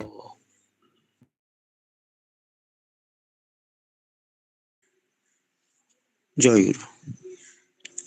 ପରମାରାଧ୍ୟତମ ପ୍ରାଣର ଠାକୁର ପରିଚାଳକ ମହୋଦୟ, ଭାଇ ଏବଂ ମା ମାନେ, ଆଜି ଆମର ଅଶ୍ୱକୁଞ୍ଜ ପାଠଚକ୍ରର ଅଧିବେଶନ ବୈକୁଣ୍ଠାୟକ ଗୁରାସନ କୁରୁଣ୍ଟି ଗାଁରେ। ଆଜି ଆମର ତ ବୀର ଭାଇ ଏବଂ ପତି ଭାଇ ସବୁ କହିଲେ, କଥା ହେଉଛି କ'ଣ, ଆମର ସେଇ ପ୍ରଥମ କଥା ଯେ ଆମେ ତାଙ୍କ ପାଖରେ ଅଛୁ, ବସି ଶୁଣୁଛୁ, ସେ କହୁଛନ୍ତି ଏଇ ଧାରଣାଟା ସବୁବେଳେ ରହିବ। ପ୍ରଥମ କଥା। ଦ୍ୱିତୀୟ କଥା ହେଲା, ଆମେ ଯାହା ଶୁଣିଲେ ଆମେ ଆମ ଜୀବନରେ କ'ଣ ତାକୁ ରୂପାୟିତ କରିପାରୁଛେ, କି କେମିତି ଭାବରେ ତାକୁ ଗ୍ରହଣ କରୁଛେ। କେତେବେଳେ ରୂପାୟିତ କରିବାକୁ ଚେଷ୍ଟା କରିବା, କେତେବେଳେ ଖାଲି ଗ୍ରହଣ କେମିତି କଲୁ ସେଟା ଗୋଟେ ନିହାତି ଦରକାର ଜିନିଷ। ଧର ଠାକୁର ପରକାଳ ଅବିଶ୍ୱାସୀ ଥିଲେ, ପରକାଳ ବିଶ୍ୱାସୀ ହେଲେ, ଏଇଟା କ'ଣ, ଏଇଟା କେମିତି ଗ୍ରହଣ କଲୁ ଆମେ? ଠାକୁର ପରକାଳ ଅବିଶ୍ୱାସୀ ନଥିଲେ, ଠାକୁର ପରକାଳ ବିଶ୍ୱାସୀ ହେଲେନି। ସେ ମୂଳରୁ ତାଙ୍କର ବୀଜ ହେଉଛି ଜ୍ଞାନାଙ୍କୁର, ସେ ମୂଳରୁ ସିଦ୍ଧ, ମୂଳରୁ ଜୀବନ ମୁକ୍ତ, ମୂଳରୁ ଗୁରୁ। କେବଳ ଆମ ସମ୍ମୁଖରେ ଗୋଟେ ପରିପୂର୍ଣ୍ଣ ଆଦର୍ଶ ସ୍ଥାପନ କରିବାକୁ ସେ ଆକୁ ସବୁ ଲୀଳାଦି କରିଛନ୍ତି। ଏମିତି ଭାବରେ ସେ ଠାକୁରଙ୍କ କଥାଟାକୁ ଗ୍ରହଣ କରିବା। ସେ ପରକାଳ ବିଶ୍ୱାସ କେବେ ନଥିଲେ, କି ପରକାଳ ବିଶ୍ୱାସ ହେଲେ ସେ କଥା ବି ନୁହଁ। ସେଟା ସବୁ ତାଙ୍କର ଲୀଳା ଅଭିନୟ ଆମ ପାଇଁ। ଆମେ ସେ ଲୀଳା ପଢ଼ିଲେ କ'ଣ ହବ, ତାକୁ ସେ କହୁଛନ୍ତି, ଭାଇ କହୁଛନ୍ତି ଯେ ଯେଉଁମାନେ ଶ୍ରୀ ଭଗବାନଙ୍କର ନରଲୀଳା ଶ୍ରବଣ କରନ୍ତି, ଶ୍ରଦ୍ଧାର ସହିତ ଶ୍ରବଣ କରନ୍ତି, ସେମାନଙ୍କର ଆଉ ପୁନର୍ଜନ୍ମ ହୁଏ ନାହିଁ, ସେମାନଙ୍କର ମୁକ୍ତି ହେଇଯାଏ ଏଇ ଦେହସ୍ଥିତି କାଳରେ। ତେଣୁ କଥାଟା ହଉଛି ଆମେ ସିଏ ତାଙ୍କ ଜୀବନରେ ଯାହା କରିଛନ୍ତି ସିଏ କରିନାହାନ୍ତି, ସେଗୁଡ଼ା ଆମକୁ ଦେଖେଇବା ପାଇଁ ତାଙ୍କର ହେଇଛି।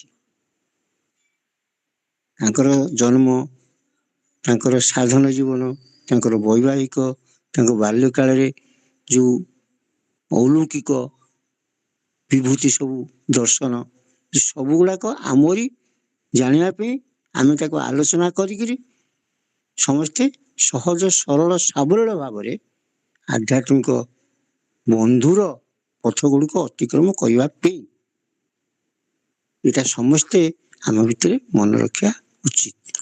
ଭାଇ ଲେଖିଛନ୍ତି ଷଷ୍ଠ ଭାଗ ସଂଘ ସେବକ ମହାପୁରୁଷ ପ୍ରସଙ୍ଗରେ। ଦ୍ୱିତୀୟ କଥା, ଏଟା ହେଲା ମହାପୁରୁଷ ସଂଶ୍ରୟ।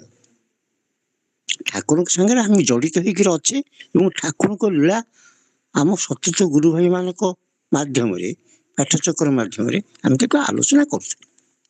ହେଲା ମହାପୁରୁଷ ସଂଶ୍ରୟ। ମନୁଷ୍ୟତ୍ଵ ମୁମିକ୍ଷୁତେ ଦିଟା ମିଶିକିରି ଆତ୍ମଗଠନ ଆଡକୁ ଆମେ ଯିବା। ଠାକୁର କହିଲେ ମୋ ସାଙ୍ଗରେ ତମେ ଯଦି ସଂଶ୍ଳିଷ୍ଟ ହେଇକି ରହିବ, ମୋ ପାଖରେ ଠେଲ ବର୍ତ୍ତମାନ ଅଛ, ସେଇ ଭାବନାଟାକୁ ସବୁବେଳେ ଉଜ୍ଜୀବିତ କରି ରଖିବାକୁ ହେଲେ ତୁମେ ମୋ କଥାଟା ସବୁବେଳେ ସ୍ମରଣ କର, ଆଲୋଚନା କର। ସ୍ମରଣ କରିବ କେମିତି? ନା ତାର ଗୋଟେ ଧାରା ଅଛି। ସେ ଧାରାଟା ହଉଛି ନିୟମ ସଂଯମ, ସତ୍ୟ ସରଳତା, ଗୁରୁ ଭାଇ ସାଙ୍ଗରେ ଗୁରୁ ଭାଇ ଦର୍ଶନ ହେଲେ ପ୍ରୀତି କଥୋପକଥନ, ସମସ୍ତଙ୍କ ଭିତରେ ସରଳତାପୂର୍ଣ୍ଣ ଭାବ ଦର୍ଶନ କରିବା, ଏଇଗୁଡ଼ା ସବୁ ତାକୁ କରିବାକୁ ପଡ଼ିବ। କେମିତି? ଶିଶୁ ସରଳତା ଯେମିତିଆ, ସେଥିରେ ଆମର ଅଭ୍ୟସ୍ତ ହବାକୁ ଚେଷ୍ଟା କରିବା। ଚେଷ୍ଟା କରିବା ମାନେ ଅଛି, ସେ ଜିନିଷଟା ଆମ ଭିତରେ ଅଛି, କିନ୍ତୁ ବାହିକ ଜିନିଷର ପ୍ରଭାବରେ ସେଇଟା ମ୍ଳାନ ହେଇଯାଇଛି ବା ଆବରିତ ହେଇଯାଇଛି। এটা হচ্ছে ମାୟାର ଆବରଣ ଶକ୍ତି।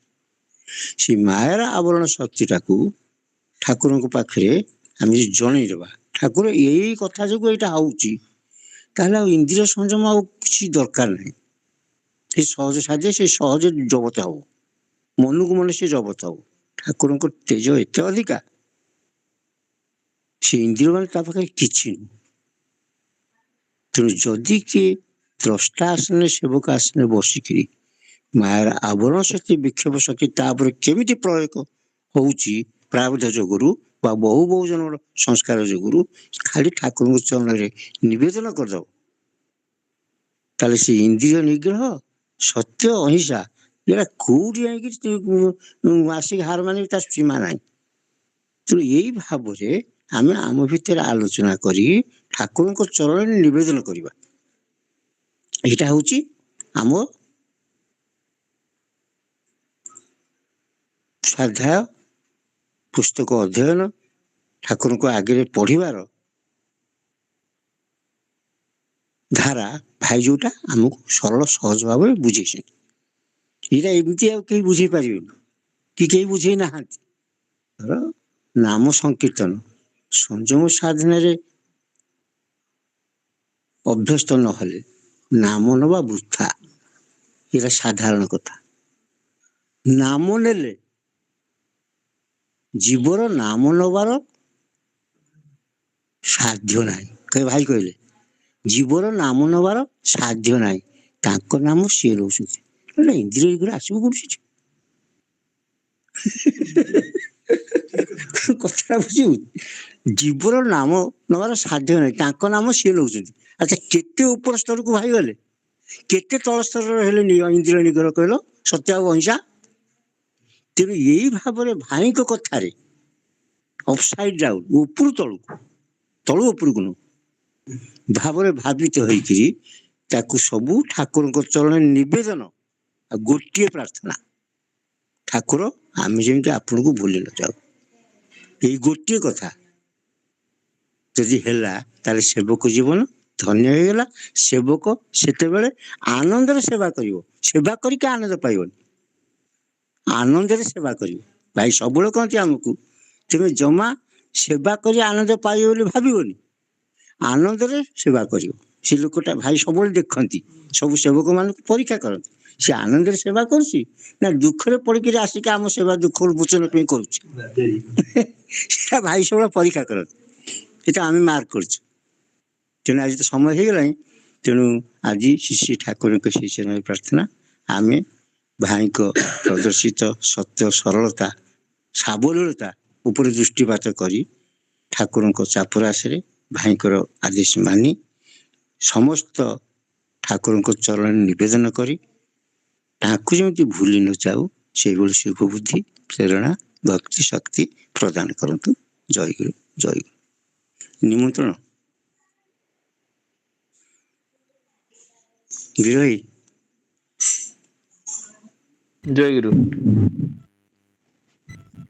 ଆସନ୍ତା ଗୁରୁବାର 11 ତାରିଖ ଦିନ ଆମର ସାପ୍ତାହିକ ପାଠଚକ୍ର ଅଧିବେଶନ ପାଇଁ ପରମାରାଧ୍ୟ ପ୍ରଣବ ଠାକୁର, ମାନ୍ୟ ପରିଚାଳକ ମହୋଦୟ ଏବଂ ସମସ୍ତ ଭକ୍ତ ଭାଇ ମାନଙ୍କୁ ନିମନ୍ତ୍ରଣ ଜଣାଉଛୁ। ଆମର ଜୟ ଗୁରୁ। ରସକୁଞ୍ଜ ପାଠଚକ୍ର ଜାନୁଆରୀ 8 ଆମର ନୂଆପଡ଼ା ଗୁରୁଆସନ ମନ୍ଦିରରେ ଅନୁଷ୍ଠିତ ହେବ। ଆମ ଗୁରୁଆସନ ସେଇଠି ଅନୁଷ୍ଠିତ ହେବ, ସେଥିପାଇଁ ଠାକୁର ମହାରାଜ ପରିଚାଳକ ଭକ୍ତମାନଙ୍କୁ ନିମନ୍ତ୍ରଣ କରୁଛୁ। ଜୟ ଗୁରୁ। ତାଙ୍କର ନିତ୍ୟ ଶନିବାର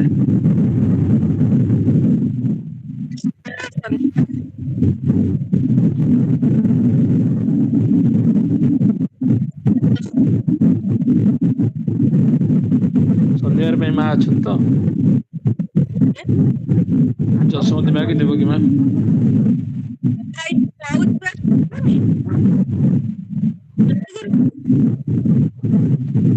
ଗଣପତି ରହିବ, ମ୍ୟୁଟ୍ କରିଦିଅନ୍ତୁ। ଜୟ ଗୁରୁ। ଶୁଭୁନି ବୋଧେ ମୁଁ କହୁଛି? ହଁ ଶୁଭୁଛି, କୁହନ୍ତୁ। ଆଜ୍ଞା, ଜୟ ଗୁରୁ। ଆସନ୍ତା ଶନିବାର ଡିସେମ୍ବର ମାସ 6 ତାରିଖ ନିତ୍ୟଶାସ୍ତ୍ର ପାଠ କାର୍ଯ୍ୟକ୍ରମ ନିର୍ଦ୍ଧାରିତ ସମୟ ସନ୍ଧ୍ୟା 7:45ରୁ ରାତ୍ର 9 ଘଟିକା ପର୍ଯ୍ୟନ୍ତ ଅନୁଷ୍ଠିତ ହେବ। ସେଇ ଅଧିବେଶନକୁ ପରମ ଆରାଧ୍ୟତମ ପ୍ରାଣର ଠାକୁରଙ୍କୁ ନିମନ୍ତ୍ରଣ ଜଣାଉଛୁ। ମାନନୀୟ ପରିଚାଳକଙ୍କୁ ନିମନ୍ତ୍ରଣ ଜଣାଇବା ସହିତ ସମସ୍ତ ଗୁରୁ ଭାଇ ଓ ମା ମାନଙ୍କୁ ମଧ୍ୟ ନିମନ୍ତ୍ରଣ ଜଣାଉଛୁ। ଯଥା ସମୟରେ ସମସ୍ତେ ଯୋଗଦାନ କରି ଗୁରୁ କୃପା ଲାଭ କରିପାରିବେ। ଜୟ ଗୁରୁ। ନିମନ୍ତ୍ରଣ ଜୟ ଗୁରୁ। ଜୟ ଗୁରୁ। ବର୍ତ୍ତମାନ ବୈକୁଣ୍ଠ ଭାଇ ତ୍ରୁଟି ବିଚିତ କରିବେ, ତାପରେ ଜୟ ଗୁରୁ।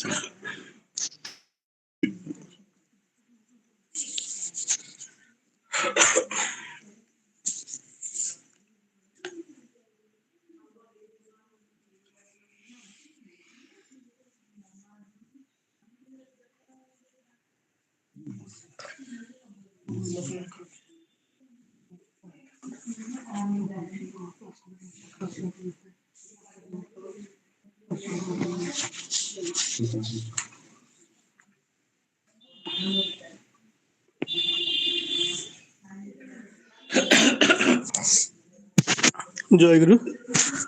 ପରମାଧ୍ୟତମ ପ୍ରାଣ ଠାକୁର, ମାନନୀୟ ପରିଚାଳକ ମହୋଦୟ ଏବଂ ସଭାପତି ମହାଶୟ ଏବଂ ଅନଲାଇନରେ ଉପସ୍ଥିତ ଥିବା ସମସ୍ତ ଗୁରୁ ଭକ୍ତ ଏବଂ ମା ମାନଙ୍କୁ ଏ ଅଧମ ଦାସର ଜୟ ଗୁରୁ ପ୍ରଣାମ। ଜୟ ଗୁରୁ। ଆଜି ପରମ ସୌଭାଗ୍ୟର କଥା, ଆମର ଯେମିତି ଗୋଟେ ମାନେ ଶାସ୍ତ୍ରରେ ଅଛି, ଶତ ସହସ୍ର ସାଧନାରେ ନ ହୋଇବ ଯାହା, ଗୁରୁ କୃପା ବେଳେ ଅନାୟାସ ହେବ ତାହା। ଠିକ ସେଇଭଳି ଠାକୁର ଆଜି କୃପା କରିଛନ୍ତି, ତାଙ୍କ କଥା ଟିକେ ଶୁଣିବା ପାଇଁ ଭାଇ ବି କୃପା କରିଛନ୍ତି। ଆଉ ସେବା ତ ଠାକୁରଙ୍କ ସେବାରେ ଅନେକ କିଛି ତ୍ରୁଟି ହେଇଛି, ସେଥିପାଇଁ ଶ୍ରୀ ଠାକୁରଙ୍କ ଶ୍ରୀଚରଣରେ ଏବଂ ପରିଚାଳକ ନିକଟରେ ଏବଂ ସମସ୍ତ ଭାଇ ଏବଂ ମା ମାନଙ୍କ ନିକଟରେ ଅଧମ କ୍ଷମା ପ୍ରାର୍ଥନା କରୁଛି। ଆଶା କରେ ନିଜ କ୍ଷମା ଦେବେ। ଜୟ ଗୁରୁ ଜୟ ଗୁରୁ ଜୟ ଗୁରୁ। ଜୟ ଗୁରୁ କୀର୍ତ୍ତନ କର।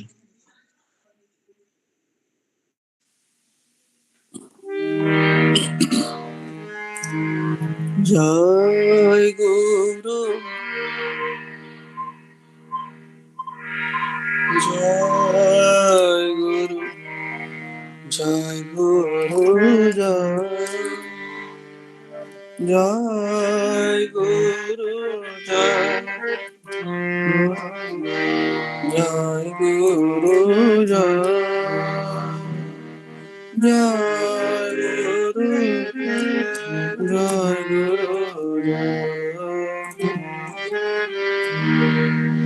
জয় গুরু জয় গুরু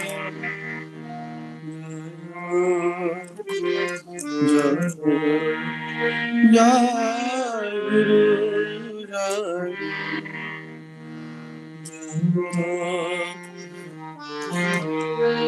জয় গুরু জয় গুরু জয় জয় গুরু জয়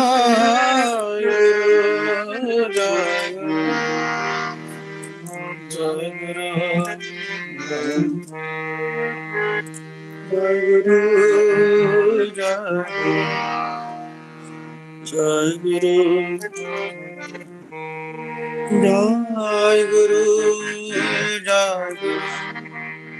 জয় গুরু জয় গুরু জয় শ্রী গুরু পরমানন্দে জয় গুরু জয় গুরু জয় গুরু ଜୟ ଗୁରୁ ଭାଇ ମା ମାନେ ସମସ୍ତେ ଜୟ ଗୁରୁ ପ୍ରଣାମ ଜୟ ଗୁରୁ। ଜୟ ଗୁରୁ ଜୟ ଗୁରୁ ଜୟ ଗୁରୁ ଜୟ ଗୁରୁ ଜୟ ଗୁରୁ ଜୟ ସମସ୍ତ ଗୁରୁ ମାନଙ୍କୁ ଜୟ ଗୁରୁ। ଜୟ ଗୁରୁ ପ୍ରଣାମ।